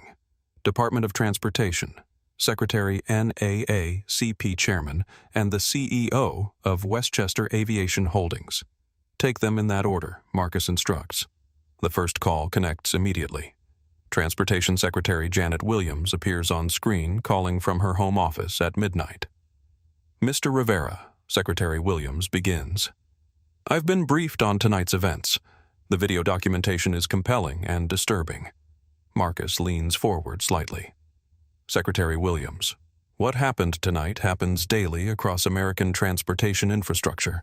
The only difference was the victim had resources to fight back. The secretary nods grimly. What are you proposing? Marcus opens a presentation file he's been preparing during the flight. Comprehensive bias monitoring across all federally funded transportation facilities. Real-time data collection. Transparent reporting. Financial consequences for institutions that tolerate discrimination. The technology exists. Marcus continues switching to technical specifications. My company already provides cybersecurity for most major airports. Adding bias detection algorithms is straightforward. Secretary Williams reviews the proposal on her screen. The scope is enormous. This would affect thousands of facilities, millions of travelers. Exactly, Marcus replies. Discrimination is a pattern, not an anomaly. We need solutions that match the scale of the problem. I'll need to review this with our Civil Rights Division, the Secretary says. But preliminary assessment suggests federal interest in pilot programs. The call ends with scheduling follow-up meetings. Real policy change requires bureaucratic patience, but Marcus has planted seeds that will grow into comprehensive reform. The second call connects to NAACP Chairman Derek Johnson, who's been monitoring the night's events through social media and news coverage. Mr. Rivera, Chairman Johnson, begins. Our legal team has been tracking the documentation from tonight. We're prepared to support broader action if you're interested in partnership. Marcus appreciates the directness. Chairman Johnson: I'm not interested in symbolic gestures. I want measurable change that protects the next person who can't afford their own aircraft. That's exactly what we want to hear, Johnson replies. Our organization has decades of experience fighting transportation discrimination. We know which legal strategies work and which don't. Marcus opens a shared document. I'm developing monitoring technology that can detect bias in real time. Your organization could help pilot the program, train facility staff, provide legal support for victims. The partnership framework takes shape quickly. NAACP provides expertise and credibility.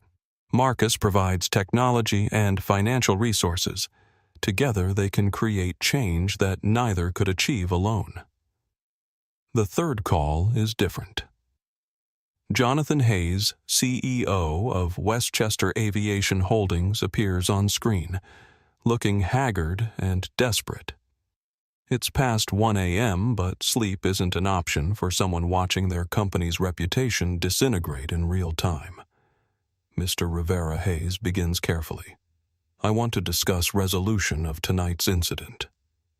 Marcus's expression remains neutral.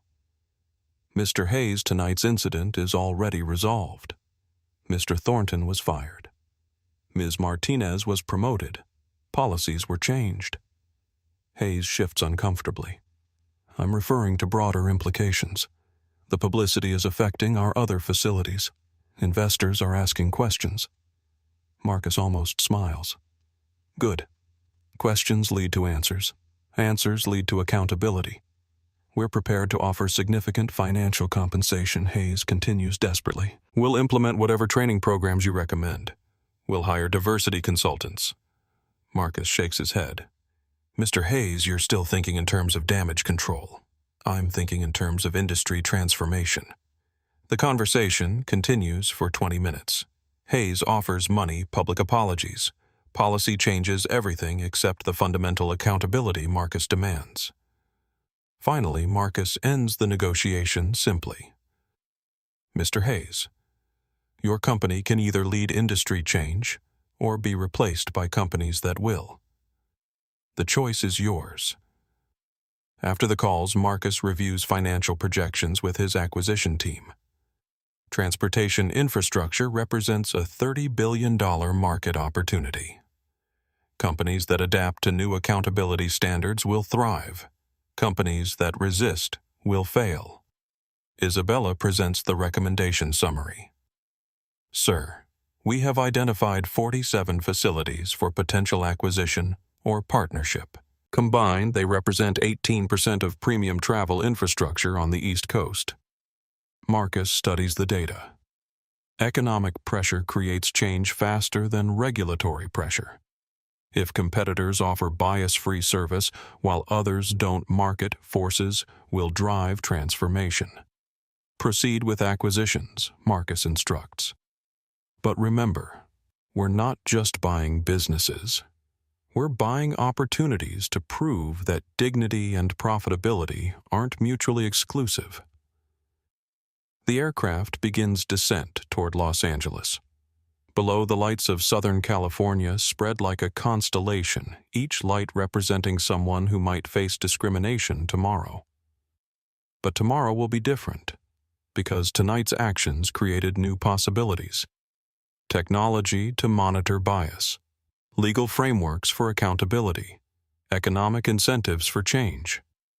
Most importantly, proof that individual courage can become institutional transformation when supported by strategic power. Captain Rodriguez announces final approach. Marcus closes his laptops and prepares for landing. The next phase of his work will happen on the ground in boardrooms and community centers, building the coalition necessary to transform an industry. But the foundation was laid tonight 39,000 feet above Westchester County, where justice proved that altitude doesn't matter when you're fighting for human dignity. Back at Westchester Executive Terminal, Sofia Martinez sits in her new office reviewing the transformation she needs to accomplish in her first 24 hours as manager. The task feels overwhelming, but the authority to make real change energizes her in ways she's never experienced. Her first priority addressing every staff member who witnessed tonight's events and establishing new protocols immediately. Sofia picks up the PA microphone that Bradley used to humiliate Marcus just hours earlier. Now she'll use the same device to announce a new era of accountability and respect. Attention, all staff and remaining passengers. Sofia's voice carries clearly through the terminal. This is Sofia Martinez, your new facility manager. The lobby, though less crowded than during the height of the incident, still contains dozens of people. Late-night travelers, staff finishing shifts, security personnel and maintenance crews all stop what they're doing to listen. Effective immediately. Sofia continues, we are implementing comprehensive anti-discrimination policies at this facility. Every employee will receive mandatory training on equal treatment protocols within the next week. Emma Rodriguez, still live streaming to a smaller but dedicated audience, captures Sofia's first official announcements. The viewer count may have dropped from its peak, but the people still watching are those genuinely interested in seeing how transformation unfolds. Furthermore, Sofia says we are establishing an anonymous complaint process for passengers who experience discrimination. Reports will be investigated immediately by independent third parties, not by facility management. She looks through her office window at the reception desk where Bradley wielded his petty authority for 15 years. That desk now represents opportunity rather than oppression. Any employee found to be discriminating against passengers based on race appearance, economic status, or any other protected characteristic will be terminated immediately, Sofia announces.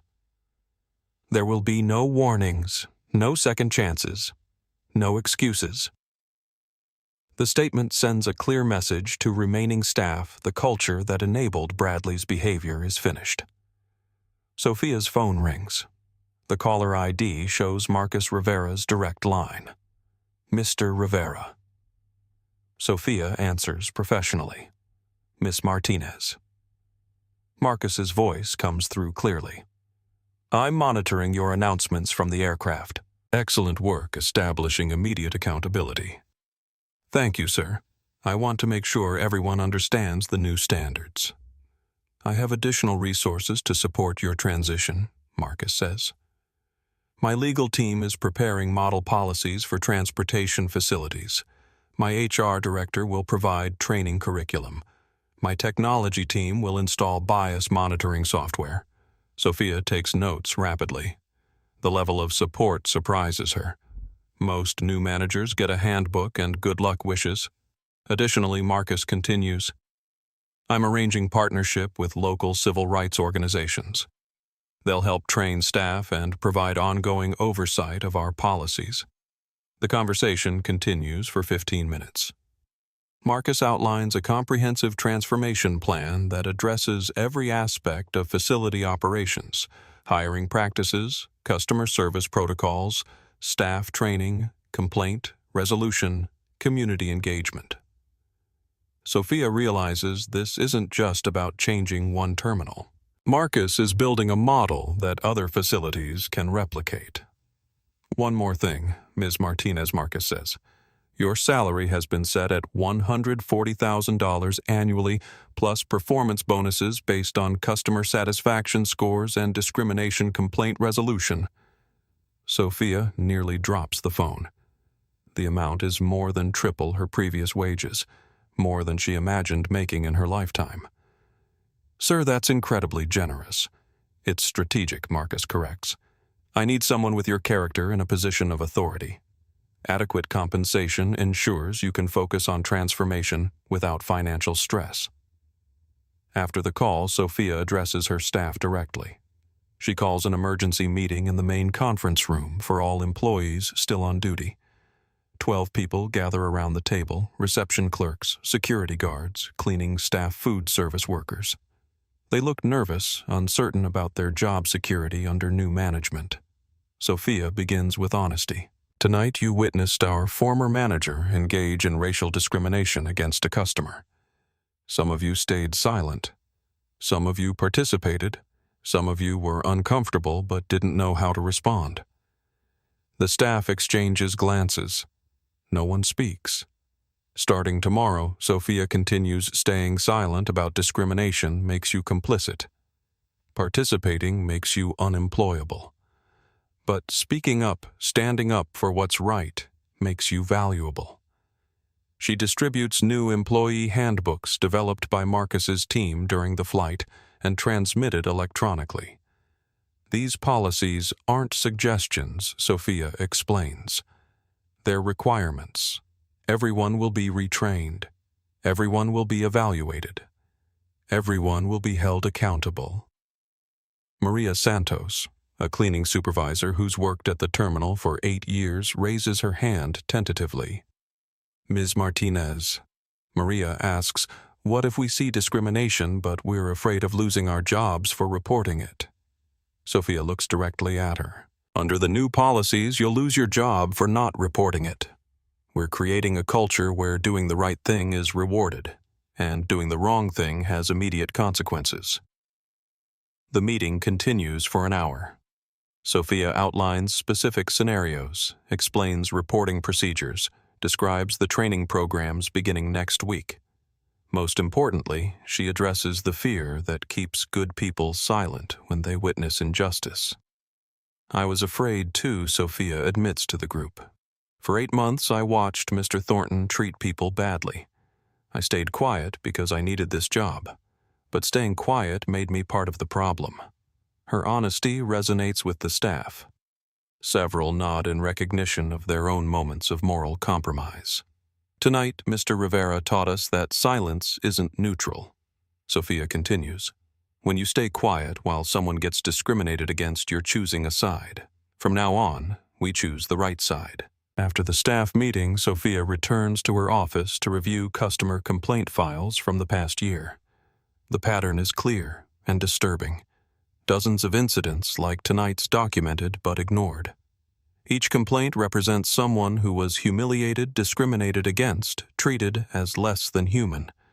Under Bradley's leadership, these reports were filed away and forgotten. Sophia begins making phone calls. Customer after customer, apology after apology. It takes 4 hours, but she personally contacts every person who filed a discrimination complaint in the past 12 months. The conversations are difficult but necessary.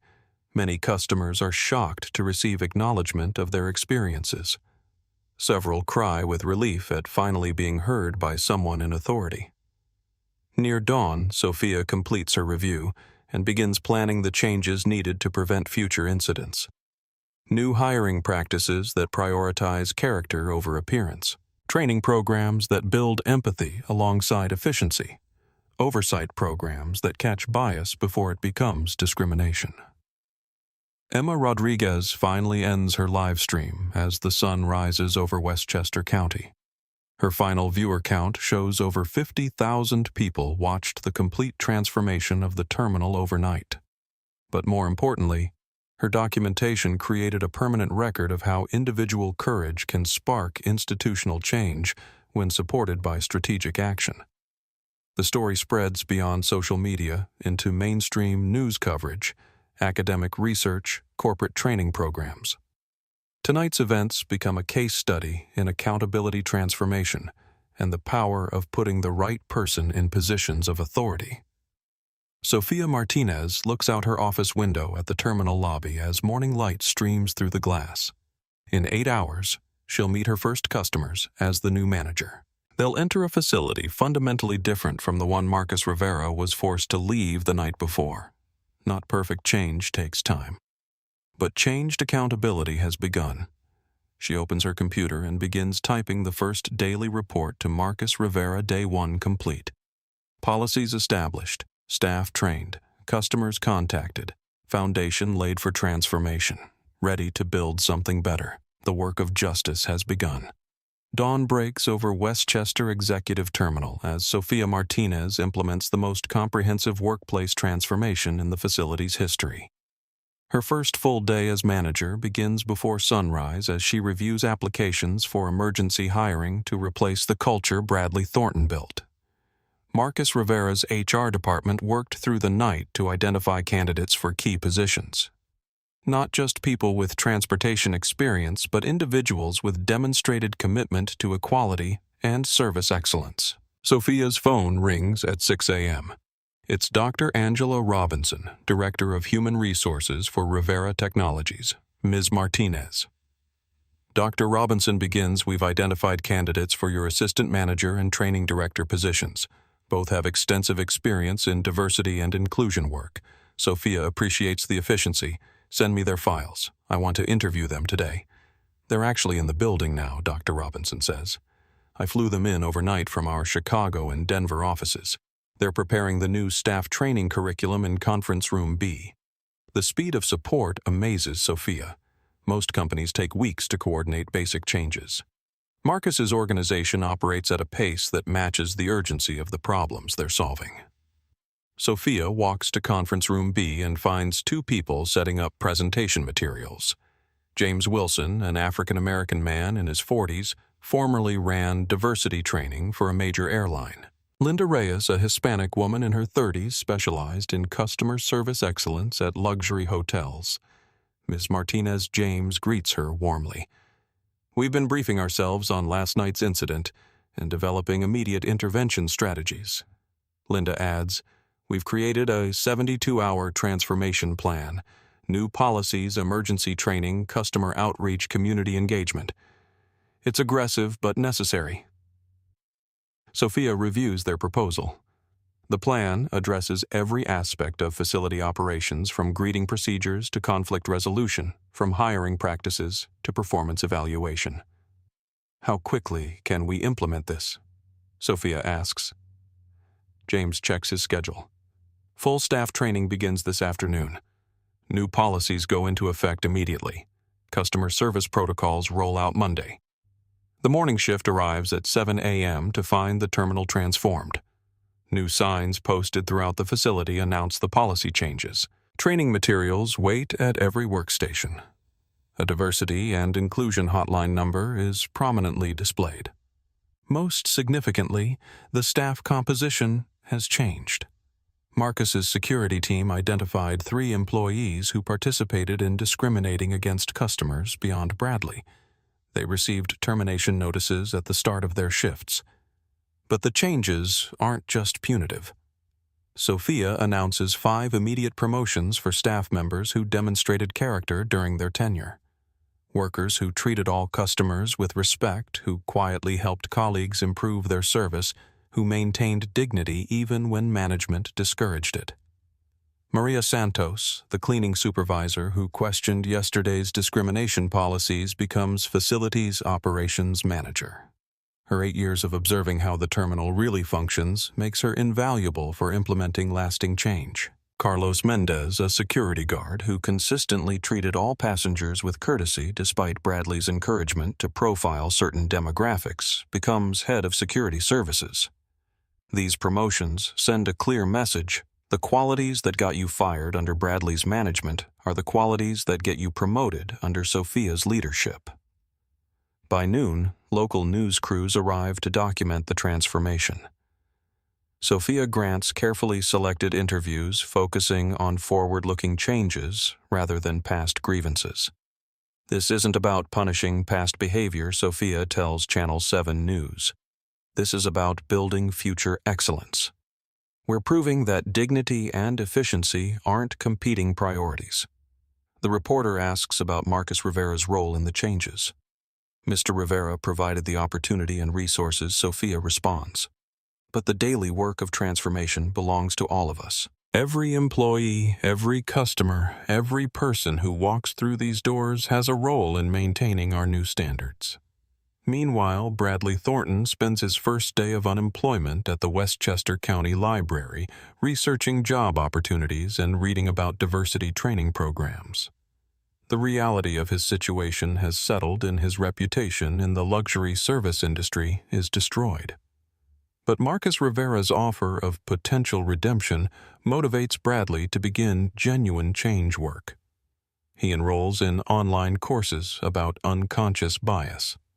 He volunteers at a local food bank where his privilege and prejudice are challenged daily by the diverse community he serves. The transformation isn't easy. Decades of thinking and stereotypes don't disappear overnight. But Bradley discovers that meaningful work helping people regardless of their background provides satisfaction his old job never offered. James Patterson faces his own reckoning. Whitmore Financial Holdings terminates his employment by noon, citing conduct incompatible with company values. The $40 million in lost accounts creates liability beyond his personal consequences. But like Bradley, James confronts the opportunity for redemption. He contacts the NAACP Legal Defense Fund, offering to provide insider information about discriminatory lending practices he witnessed during his career.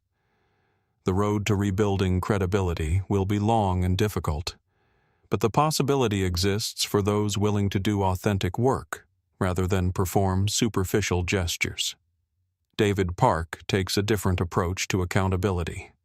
As a tech entrepreneur with platform and resources, he launches the Speak Up Initiative, a nonprofit organization that provides legal support and advocacy for discrimination victims. His first action, creating a fund to cover travel expenses for customers who were mistreated at Westchester Terminal to return and experience the transformed facility. By evening, Sophia completes her first full day as terminal manager. Customer satisfaction surveys show immediate improvement. Staff report feeling empowered rather than intimidated. The facility operates more efficiently when energy isn't wasted on discrimination. Marcus Rivera calls during Sophia's dinner break. Ms. Martinez, how was day one? Marcus asks. Challenging but encouraging, Sophia reports. We've implemented all immediate changes. Staff training is underway. Customer feedback is positive. Excellent. I have updates from the federal level. The Department of Transportation wants to use our facility as a pilot program for bias monitoring technology. Sophia feels the weight of responsibility. Thousands of other facilities will watch their success or failure. We'll be ready. Mr. Rivera. But I want to ask you something. Go ahead. Why did you choose me for this position? I'm a waitress with a high school education. There must be hundreds of people more qualified. Marcus pauses thoughtfully. Ms. Martinez, you have something most MBAs don't learn in business school. You have character. You stood up when standing up cost you your job. That's the qualification that matters most. The call ends with scheduling for Marcus's return visit next week to review progress and plan expansion of the program to other facilities. Sophia returns to her apartment that night, her first night ever going home as a facility manager instead of a service worker. The salary increase means she can quit her second job, focus entirely on transformation work, maybe even consider returning to school. But more than financial security, she has something she's never experienced, the power to make workplace better for others. The authority to ensure no one experiences what she watched happen too many times. She falls asleep planning tomorrow's initiatives, community outreach meetings, advanced training modules, customer service innovations. The work of justice continues. To people he would have judged harshly, to people he would have judged harshly just 24 hours ago. But beneath the humiliation, something else grows understanding. For the first time in his adult life, Bradley begins to see people as individuals rather than stereotypes. The road to redemption will be long, but it begins with a single step toward serving others instead of judging them. Change is possible for everyone willing to do the work. 6 months after the night that destroyed his career, Bradley Thornton stands in the break room of Riverside Community Food Bank wearing a volunteer apron and hairnet, preparing to serve lunch to 200 people. The transformation from terminal manager to food service volunteer represents more than career change. It represents the beginning of understanding. The work is humbling. Bradley sorts donated vegetables, wipes down tables, sweeps floors. Tasks he once considered beneath him now comprise his daily reality. But somewhere in the repetitive labor, he discovers something he never experienced during 15 years of managing a luxury terminal purpose. Maria Gonzalez, the food bank director, supervises Bradley's training with patient firmness. She's watched dozens of court-ordered volunteers serve their time reluctantly. But Bradley is different. He chose to be here. Mr. Thornton, Maria says, as Bradley stocks the serving line with fresh bread. Tell me why you're volunteering here. Bradley pauses, considering his words carefully.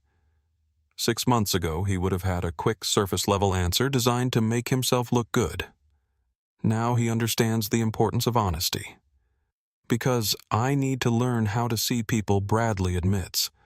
I spent my career judging people by their appearance. I need to practice treating everyone with dignity. Maria nods approvingly. That's why you're here week after week while others come once and disappear. The lunch service begins at 11 a.m. Bradley takes his position behind the serving counter, ladling soup into bowls for an endless stream of faces. Young mothers with children, elderly veterans, construction workers between jobs, college students stretching their budgets. Each person represents someone he would have judged harshly 6 months ago. Now he looks for their humanity instead of their differences. Mr. Bradley, a familiar voice calls out. Bradley looks up to see Marcus Thompson, a regular who's been coming to the food bank for 3 months. Marcus is African American, roughly the same age as Marcus Rivera, but completely different circumstances. Unemployment, medical bills, family responsibilities that exceed his resources. Good morning, Marcus, Bradley greets him warmly. How are your job interviews going? Got a call back for the warehouse position, Marcus replies with cautious optimism. Fingers crossed. I'll be rooting for you, Bradley says, adding extra vegetables to Marcus's plate. The interaction is simple, human, genuine. 6 months ago, Bradley would have seen Marcus Thompson as someone to be suspicious of, to keep at distance. Now he sees him as someone to encourage, to support, to treat with respect. During his break, Bradley sits outside the food bank and checks his phone. The news about Westchester Executive Terminal continues to evolve. Under Sofia Martinez's leadership, the facility has become a model for transformation. Customer satisfaction scores reached record highs. Discrimination complaints dropped to 0. The facility earned federal recognition for excellence in inclusive service. Other airports send managers to study their policies. Bradley feels proud of Sofia's success, though he played no role in it. Her promotion from fired waitress to celebrated manager represents the justice he never provided during his tenure. His phone buzzes with a news alert about Marcus Rivera's latest initiative. Rivera Technologies just announced a $50 million fund to support bias monitoring technology at transportation facilities nationwide. The man Bradley humiliated 6 months ago is using his experience to protect countless others from similar treatment. The contrast between revenge and transformation strikes Bradley powerfully. After his volunteer shift, Bradley stops at Westchester Community College. He's been taking evening courses in diversity and inclusion, working toward a certificate in nonprofit management. The decision surprised everyone who knew him, including himself. His instructor, Professor Janet Williams, an African-American woman with a Ph.D. in sociology, challenges her students to confront their own biases weekly. Initially, Bradley resented the discomfort. Now he understands its necessity. Mr. Thornton, Professor Williams says as class ends, "Your reflection paper on unconscious bias showed genuine insight. Have you considered presenting your experience to other professionals?" Bradley hesitates. Sharing his story means admitting his failures publicly repeatedly. "I'm not sure anyone wants to hear from someone who got fired for discrimination," Bradley replies. Professor Williams shakes her head. "People need to hear from someone who changed. Your story isn't about the mistake, it's about the possibility of growth." That evening, Bradley writes an email he's been drafting mentally for weeks. He addresses it to Sophia Martinez. Ms. Martinez, you probably don't want to hear from me, but I wanted you to know that I've been volunteering at Riverside Community Food Bank for 6 months. I'm also taking college courses in diversity and inclusion. I can't undo the harm I caused during my years as manager. I can't erase the pain I inflicted on you and other employees, but I'm trying to learn from my mistakes instead of repeating them. I don't expect forgiveness. I don't expect a response. I just wanted you to know that the consequences you and Mr. Rivera imposed are creating the change you intended. Thank you for standing up when standing up cost you your job. I should have been the one protecting employees like you, not punishing them. Respectfully, Bradley Thornton. He hesitates before sending it. Reaching out risks rejection, judgment, renewed humiliation. But avoiding difficult conversations is how he ended up discriminating in the first place.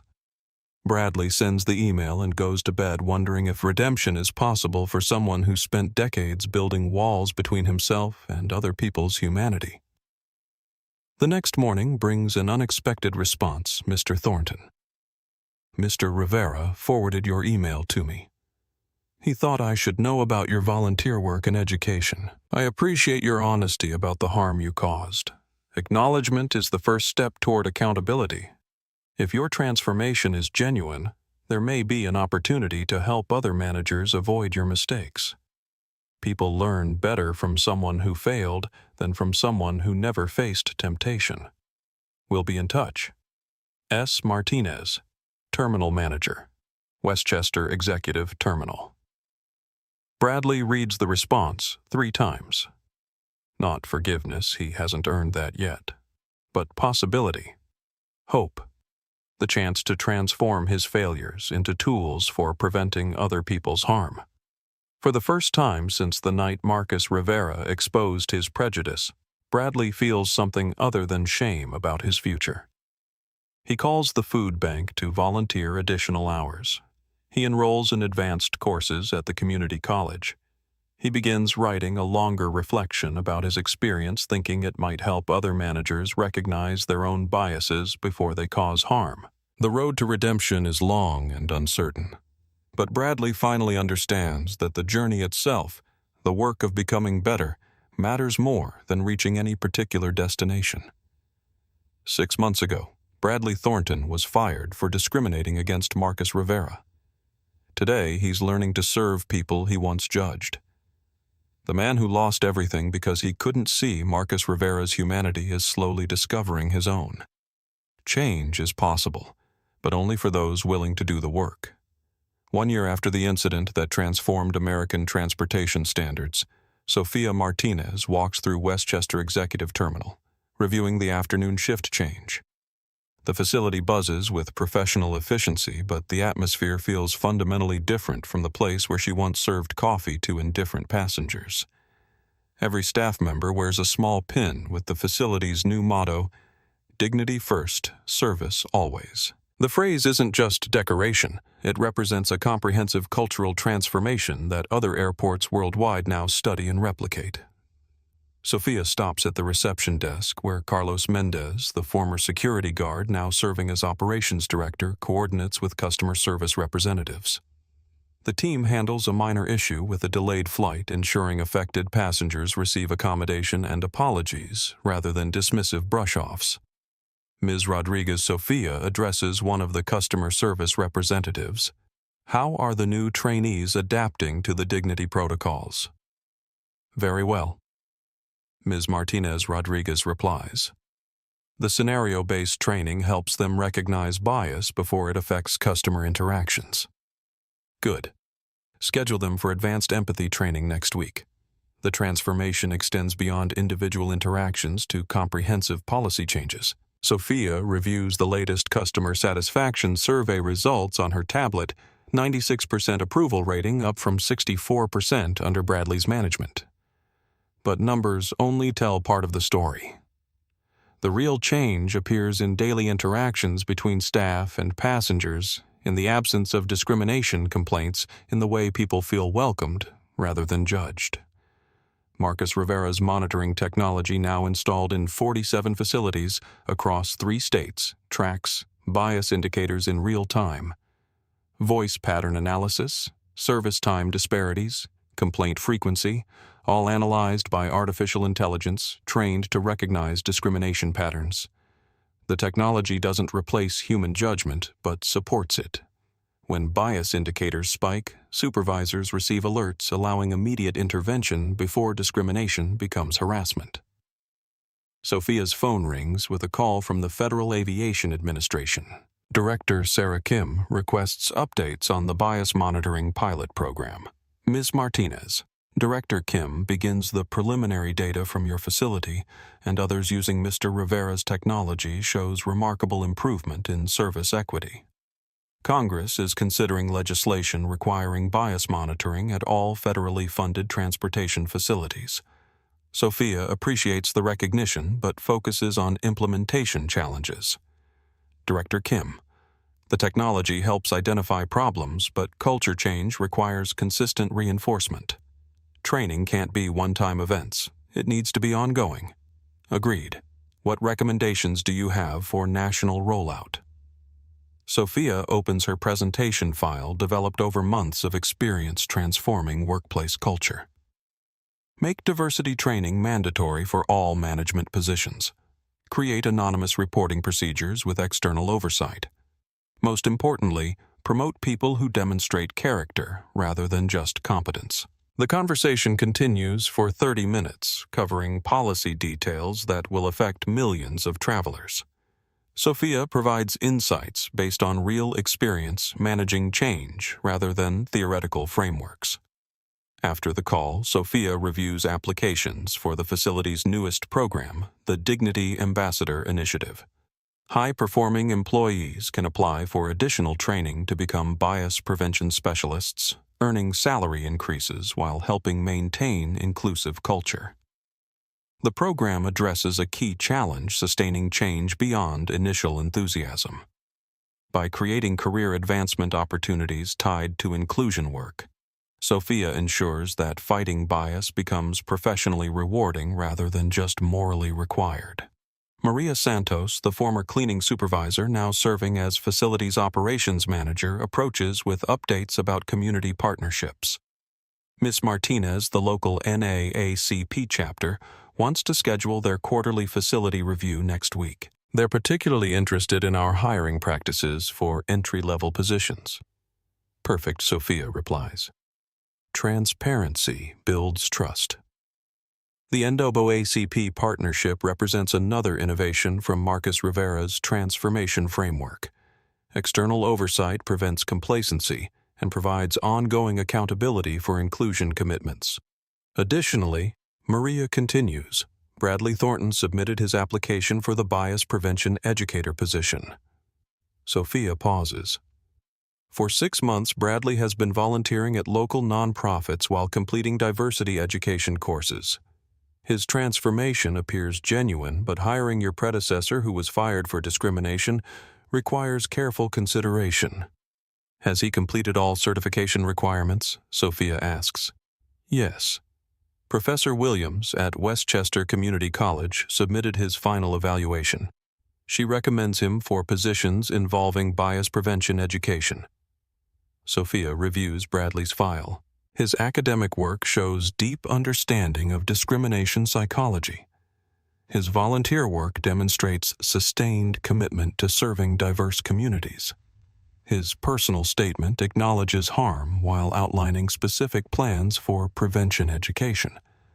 Most importantly, his application includes endorsements from community leaders, fellow volunteers, and Professor Williams, all attesting to genuine transformation rather than superficial compliance. Schedule him for panel interviews next week, Sophia decides.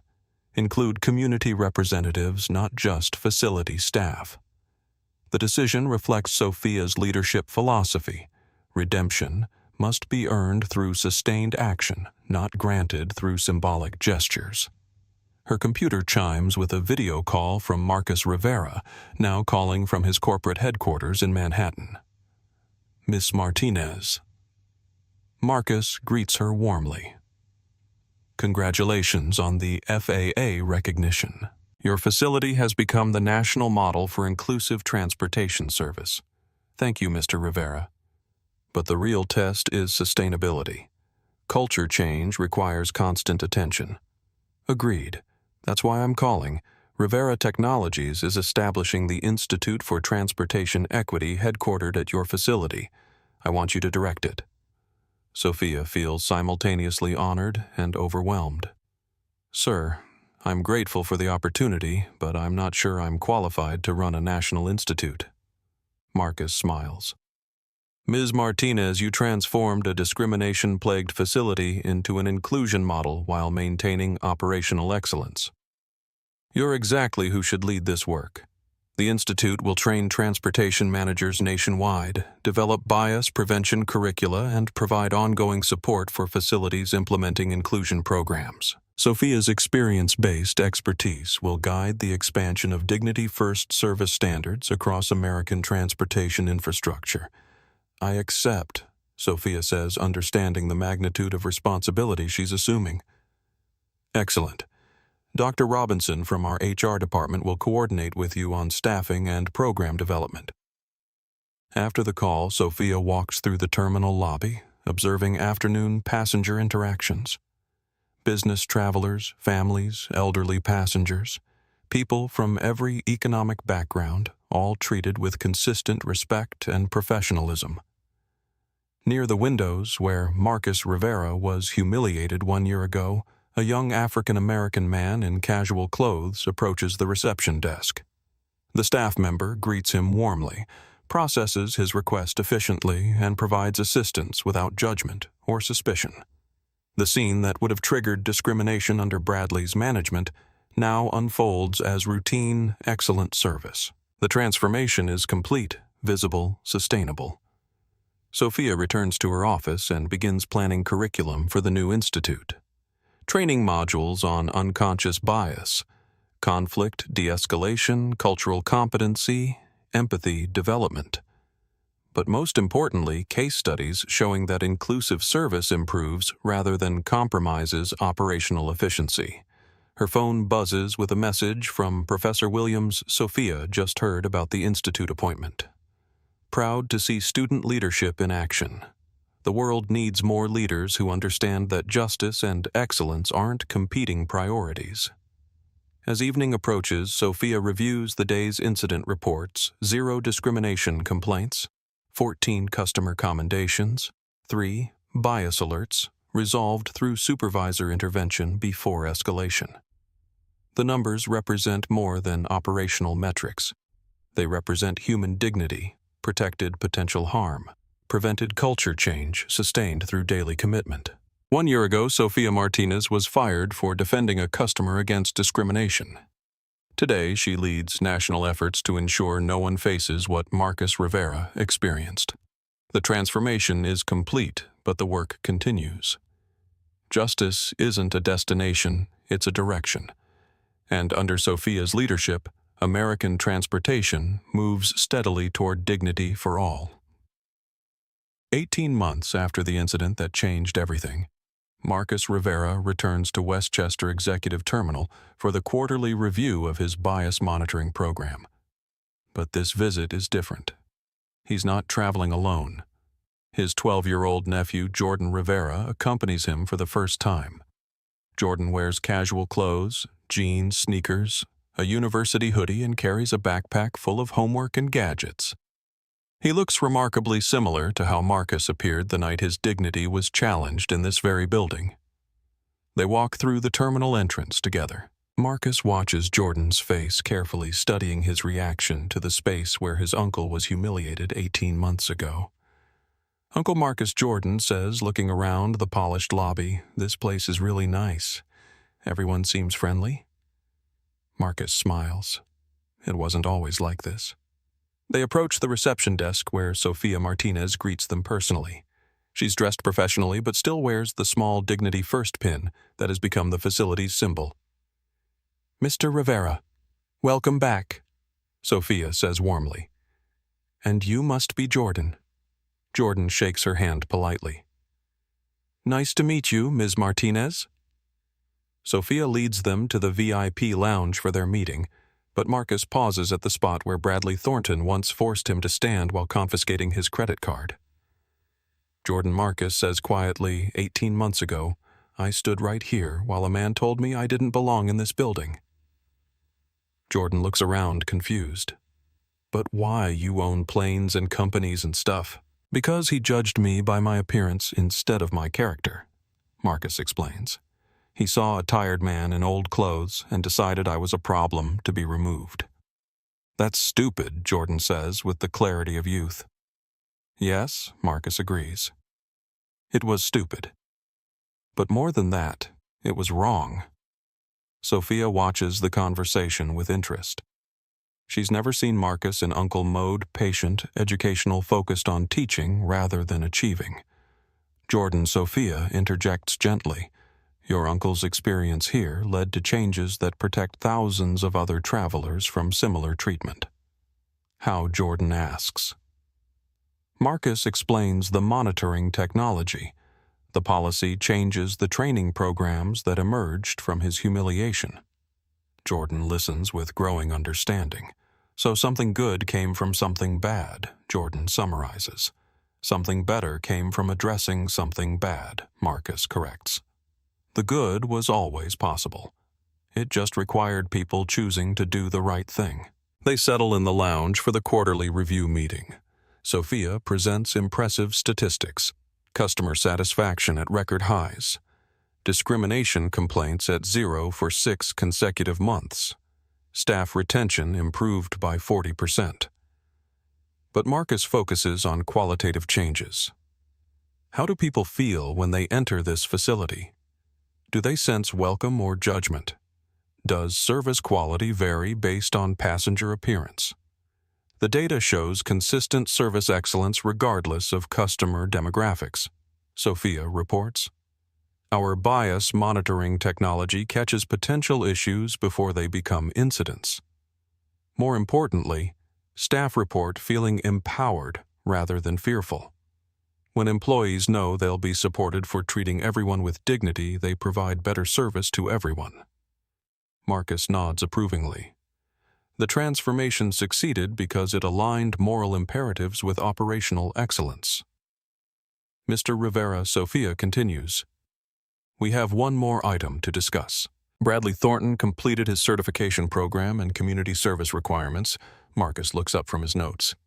"And we'd like to offer him a position as bias prevention educator, not in customer-facing roles, but training other managers about recognizing and preventing discrimination." The request surprises Marcus, though he understands the logic. Who better to teach about the consequences of bias than someone who experienced those consequences personally?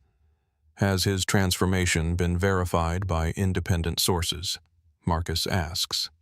Professor Williams, the NAACP, chapter president, and 3 nonprofit directors all confirm sustained behavior change over 12 months. This isn't performative compliance, it's genuine growth. Marcus considers the decision carefully. Redemption requires both personal change and community acceptance. If Bradley has earned community trust through consistent action, maybe he's earned the opportunity to help prevent others from making his mistakes. Schedule a meeting. Marcus decides. "I want to assess his understanding personally." An hour later, Bradley Thornton enters the lounge. He looks different, humbler, more thoughtful, less concerned with projecting authority. His handshake is firm, but not aggressive. Mr. Rivera Bradley begins, "I want to thank you for considering this opportunity, Mr. Thornton." Marcus replies, "I'm not interested in gratitude. I'm interested in competence. Can you teach other managers to recognize the thinking that led to your mistakes?" Bradley nods seriously. "I understand the psychology of prejudice because I lived it. I know how good people convince themselves that discrimination is justified. I can help them recognize those rationalizations before they cause harm." The conversation continues for 30 minutes. Bradley demonstrates clear understanding of bias psychology, cultural competency principles, and institutional change strategies. More importantly, he shows genuine humility about his failures and realistic optimism about preventing similar harm. Marcus makes his decision. "You can start next month, but understand this position comes with zero tolerance for backsliding. Any indication of discriminatory behavior results in immediate termination." "Understood completely," Bradley replies. "I won't waste this second chance." After Bradley leaves, Marcus and Jordan prepare for their departure. As they walk toward the exit, Jordan asks the question Marcus has been waiting for. "Uncle Marcus, would you forgive someone who treated you badly if they really changed?" Marcus pauses, choosing his words carefully. Jordan, forgiveness isn't about excusing bad behavior. It's about creating space for people to become better. "Is Mr. Thornton better now?" Jordan asks. "Time will tell," Marcus replies, "but he's earned the opportunity to prove it." They board Marcus's aircraft for the flight home. As the Gulfstream taxis away from the terminal, Marcus looks back at the building where his dignity was challenged 18 months ago. The structure looks the same, but everything inside has changed. Policies, culture, staff, leadership, all transformed through the application of power aligned with justice. More importantly, the changes have spread. 47 facilities now use his monitoring technology. Federal legislation requires bias training at all transportation hubs. The Institute for Transportation Equity, directed by Sofia Martinez, trains managers nationwide. One moment of standing up to injustice created ripple effects that will protect countless future travelers from experiencing what Marcus endured. Jordan falls asleep during the flight homework scattered across his seat. Marcus covers him with a blanket and returns to his own work, expanding bias prevention programs to international airports. The work of justice never ends, but it builds momentum with each victory. Each life changed, each culture reformed. 18 months ago, Marcus Rivera was told he didn't belong at Westchester Executive Terminal. Today, that terminal serves as a model for how everyone belongs when dignity guides service. The circle is complete, but the spiral continues upward. 2 years after Marcus Rivera's discrimination incident transformed one terminal, the ripple effects have reshaped American transportation infrastructure. His bias monitoring technology now operates in over 200 facilities across 36 states, creating the largest discrimination prevention network in transportation history. The technology proved that equality and efficiency aren't competing priorities, they're complementary forces. Facilities using Rivera's monitoring procedures report average customer satisfaction increases of 28% alongside discrimination complaint reductions of 94%. Dr. Angela Robinson, now director of the Institute for Transportation Equity, presents quarterly data to the Federal Aviation Administration's Civil Rights Division. The conference room in Washington, D.C., fills with transportation officials, civil rights leaders, and policymakers, reviewing unprecedented progress in bias prevention. Secretary Williams, Dr. Robinson, addresses the Transportation Secretary. The data demonstrates that inclusive service isn't just morally required, it's economically superior. The presentation charts show clear correlations between bias reduction and revenue growth. Facilities that eliminated discrimination experienced increased customer loyalty, positive word-of-mouth marketing, and premium pricing power. More importantly, staff retention improved dramatically when employees felt empowered to treat all customers with dignity. Training costs decreased, turnover expenses dropped, and service quality rose.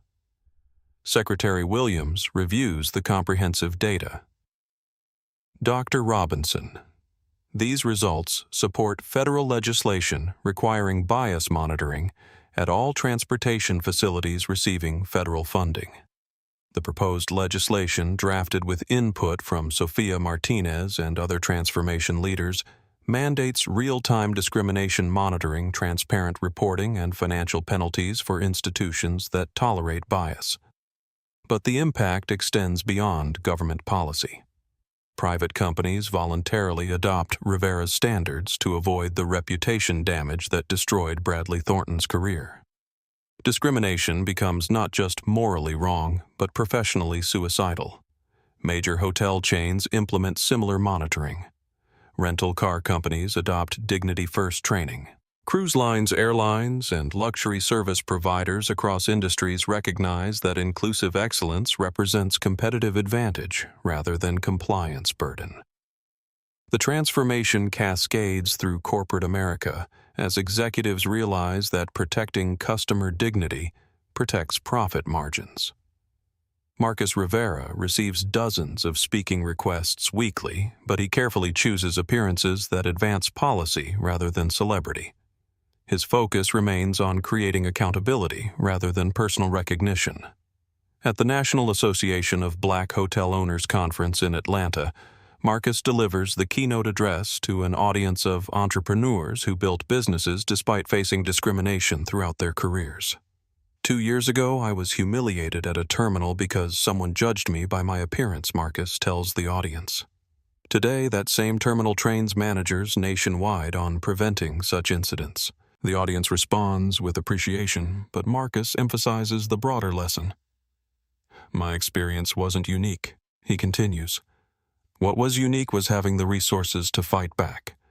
Our responsibility is using our success to protect people who don't have private aircraft to make their points.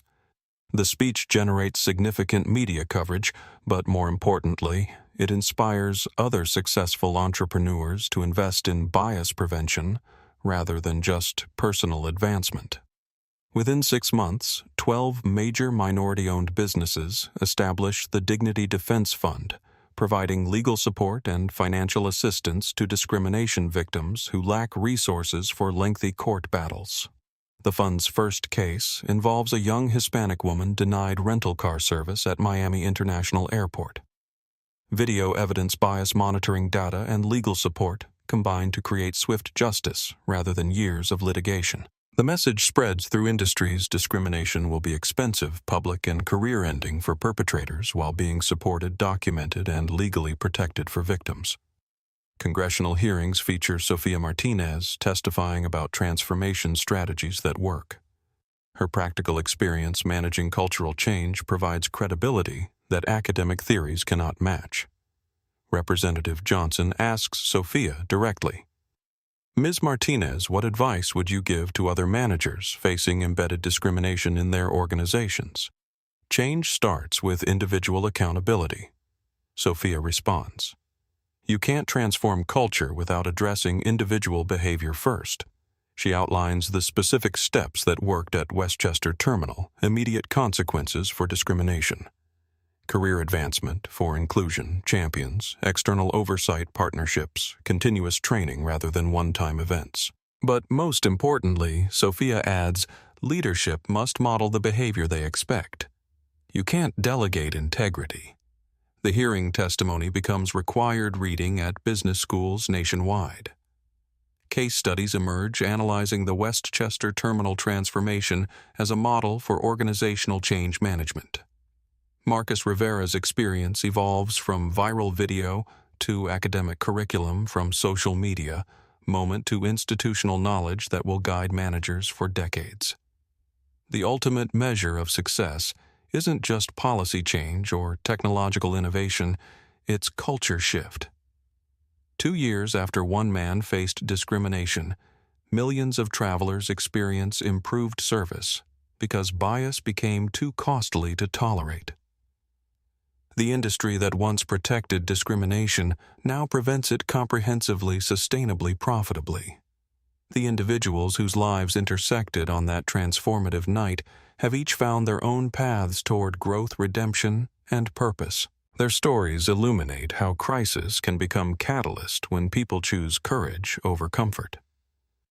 Sofia Martinez stands before 300 transportation managers at the annual Dignity in Service conference, sharing lessons learned from transforming workplace culture. Her journey from fired waitress to industry leader resonates with audiences struggling to implement change in their own organizations. The secret isn't complex policy manuals, Sofia tells the audience. It's creating environments where doing the right thing gets rewarded and doing the wrong thing gets consequences. After her presentation, a young airport manager approaches with familiar desperation. Ms. Martinez, I'm dealing with staff who discriminate against passengers, but they're protected by union contracts and management indifference. How do I create change without authority? Sofia recognizes the frustration she faced similar challenges before gaining management authority. Document everything she advises. Build alliances with staff who share your values. Focus on one improvement at a time rather than trying to fix everything immediately. Most importantly, Sofia adds, remember that you have the authority to treat people with dignity regardless of what others do. Sometimes leading by example creates the momentum for broader change. Sofia's mentorship extends beyond formal presentations. She personally responds to emails from managers seeking guidance, participates in online forums discussing bias prevention, and maintains relationships with community organizations that provide oversight for transformation efforts. Bradley Thornton completes his first year as a bias prevention educator, training managers across the Rivera Technologies network. His presentation style is humble, but informed. He shares his failures honestly while teaching specific strategies for avoiding similar mistakes. At a training session in Chicago, Bradley addresses a group of airport supervisors resistant to new inclusion policies. I understand your frustration, Bradley begins. I spent 15 years thinking bias training was politically correct nonsense that interfered with efficiency. The audience shifts uncomfortably, recognizing their own attitudes reflected in his words. I was wrong, Bradley continues. Discrimination doesn't improve security or efficiency. It creates problems that efficient service prevents. Bradley's credibility comes from admitting rather than minimizing his failures. Managers learn more from someone who overcame bias than from someone who never faced temptation. His quarterly performance reviews show impressive results. Managers trained by Bradley demonstrate measurably better bias recognition skills compared to those trained through traditional methods. But Bradley's transformation extends beyond professional development. He continues volunteering at Riverside Community Food Bank while completing a master's degree in nonprofit management. His personal growth supports rather than substitutes for his professional contributions. Emma Rodriguez parlayed her viral documentation into a career as an investigative journalist specializing in discrimination stories. Her initial live stream evolved into a nonprofit organization, providing platform and legal support for bias victims. The Citizens Accountability Network, founded by Emma and Ashley Thompson, combines social media documentation with legal advocacy to ensure discrimination, incidents receive appropriate attention and resolution. Their work prevents stories from disappearing into news cycles by maintaining pressure for institutional change rather than temporary outrage. David Park's Speak Up initiative funds legal support for discrimination victims while providing bias prevention training for tech industry leaders. His initial silence during Marcus's humiliation motivated sustained action to prevent future complicity. The initiative's latest project involves developing bias detection software for service industries beyond transportation. Hotels, restaurants, retail establishments, and other customer-facing businesses can now access technology that identifies discriminatory patterns before they become legal liabilities. James Patterson took a different path toward redemption. After losing his banking career, he enrolled in social work school and now counsels individuals rebuilding their lives after experiencing discrimination. His clients include both victims seeking healing and perpetrators seeking genuine change. James's experience on both sides of bias provides unique perspective for people navigating the complex emotions around discrimination. Professor Janet Williams tracks these transformation stories as part of her research on accountability and behavior change. Her longitudinal study follows individuals involved in high-profile bias incidents to understand factors that promote genuine growth versus superficial compliance. The preliminary findings suggest that public accountability, combined with genuine opportunity for redemption, creates more sustainable change than punishment alone. These personal transformation stories demonstrate that crisis can catalyze growth when people choose learning over defensiveness, action over apathy, service over selfishness. The night that destroyed careers also created opportunities for people to become their better selves. Marcus Rivera sits in his corporate office overlooking Manhattan, reviewing impact reports from the Institute for Transportation Equity. 2 years of work has produced measurable progress. Discrimination complaints down 87% across monitored facilities, customer satisfaction at record levels, staff retention significantly improved. But Marcus focuses on the individual stories rather than aggregate statistics. Letters from travelers who experienced respectful service where they previously faced discrimination. Reports from managers who prevented bias incidents using skills learned through Sophia's training programs. Messages from community members who feel welcomed in facilities that once excluded them. Isabella Guerrero enters with the latest correspondence. Sir, you have interview requests from 60 Minutes, The Washington Post, and CNN about the anniversary of the incident. Marcus declines as he has consistently for 2 years. The story belongs to the people living the daily work of transformation, not the person who happened to have resources when discrimination occurred.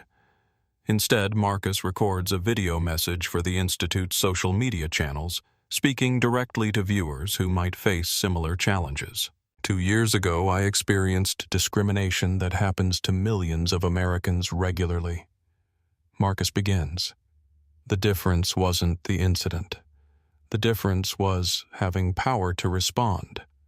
He speaks from his office, but the message transcends corporate success. Real change doesn't come from viral videos or social media outrage. Real change comes from daily choices by individual people who decide that dignity matters more than convenience. Marcus outlines specific actions viewers can take supporting businesses that demonstrate inclusive practices, speaking up when they witness discrimination, using their own platforms and resources to amplify voices calling for justice. But most importantly, Marcus emphasizes, examine your own biases, question your own assumptions, choose to see people's humanity before judging their appearance. The video concludes with Marcus addressing viewers directly. If you've experienced discrimination, know that your story matters and your dignity has value regardless of whether you own a private jet. If you've witnessed discrimination, know that your voice can make the difference between justice and continuing harm. Marcus pauses, looking directly into the camera. Power isn't about what you own, it's about what you do with what you have. Use your power, whatever level it is, to protect dignity rather than perpetuate prejudice. The video receives over 2 million views within 24 hours, generating thousands of comments from people sharing their own experiences and commitments to action. But Marcus measures success differently. 3 days after the video posts, Sophia Martinez calls with updates from facilities across the country. Mr. Rivera, she reports. We're seeing increased employee reporting of bias incidents. more customer feedback about positive service experiences, and growing requests for training from facilities not currently in our network. That afternoon, Marcus approves funding for expansion to international airports. The work that began with one man's humiliation in a New York terminal now protects travelers globally. Justice, Marcus has learned, isn't a destination, but a direction. Each step forward creates momentum for the next advance. The man who was told he didn't belong in a terminal now ensures that everyone belongs wherever dignity should reside. The story ends, but the work continues. And in that continuation lies hope for a world where respect is standard rather than exceptional, where power serves justice rather than perpetuating prejudice. Because when we choose to build rather than break, to include rather than exclude, to lift rather than diminish, we discover that transformation is always possible. One choice at a time. One person at a time. One moment at a time. The circle of justice expands with each individual who decides that everyone deserves dignity regardless of their appearance, their accent, or their access to private aircraft. If this story moved you, here's how you can be part of the change. Hit that like button to help this message reach more people who need to hear it. Subscribe to this channel because we share stories of real people creating real change in the world. And most importantly, share this video with someone who might need to see what courage looks like when it stands up to injustice. Because justice doesn't start with billionaires and private jets. It starts with ordinary people deciding that dignity matters more than comfort. That speaking up matters more than staying quiet, that doing what's right matters more than doing what's easy. Your voice has power. Your choices create change. Your courage can write the next chapter in someone else's story of justice. Thanks for watching. And remember, the person you stand up for today might just be the person who changes the world tomorrow. The story continues with you.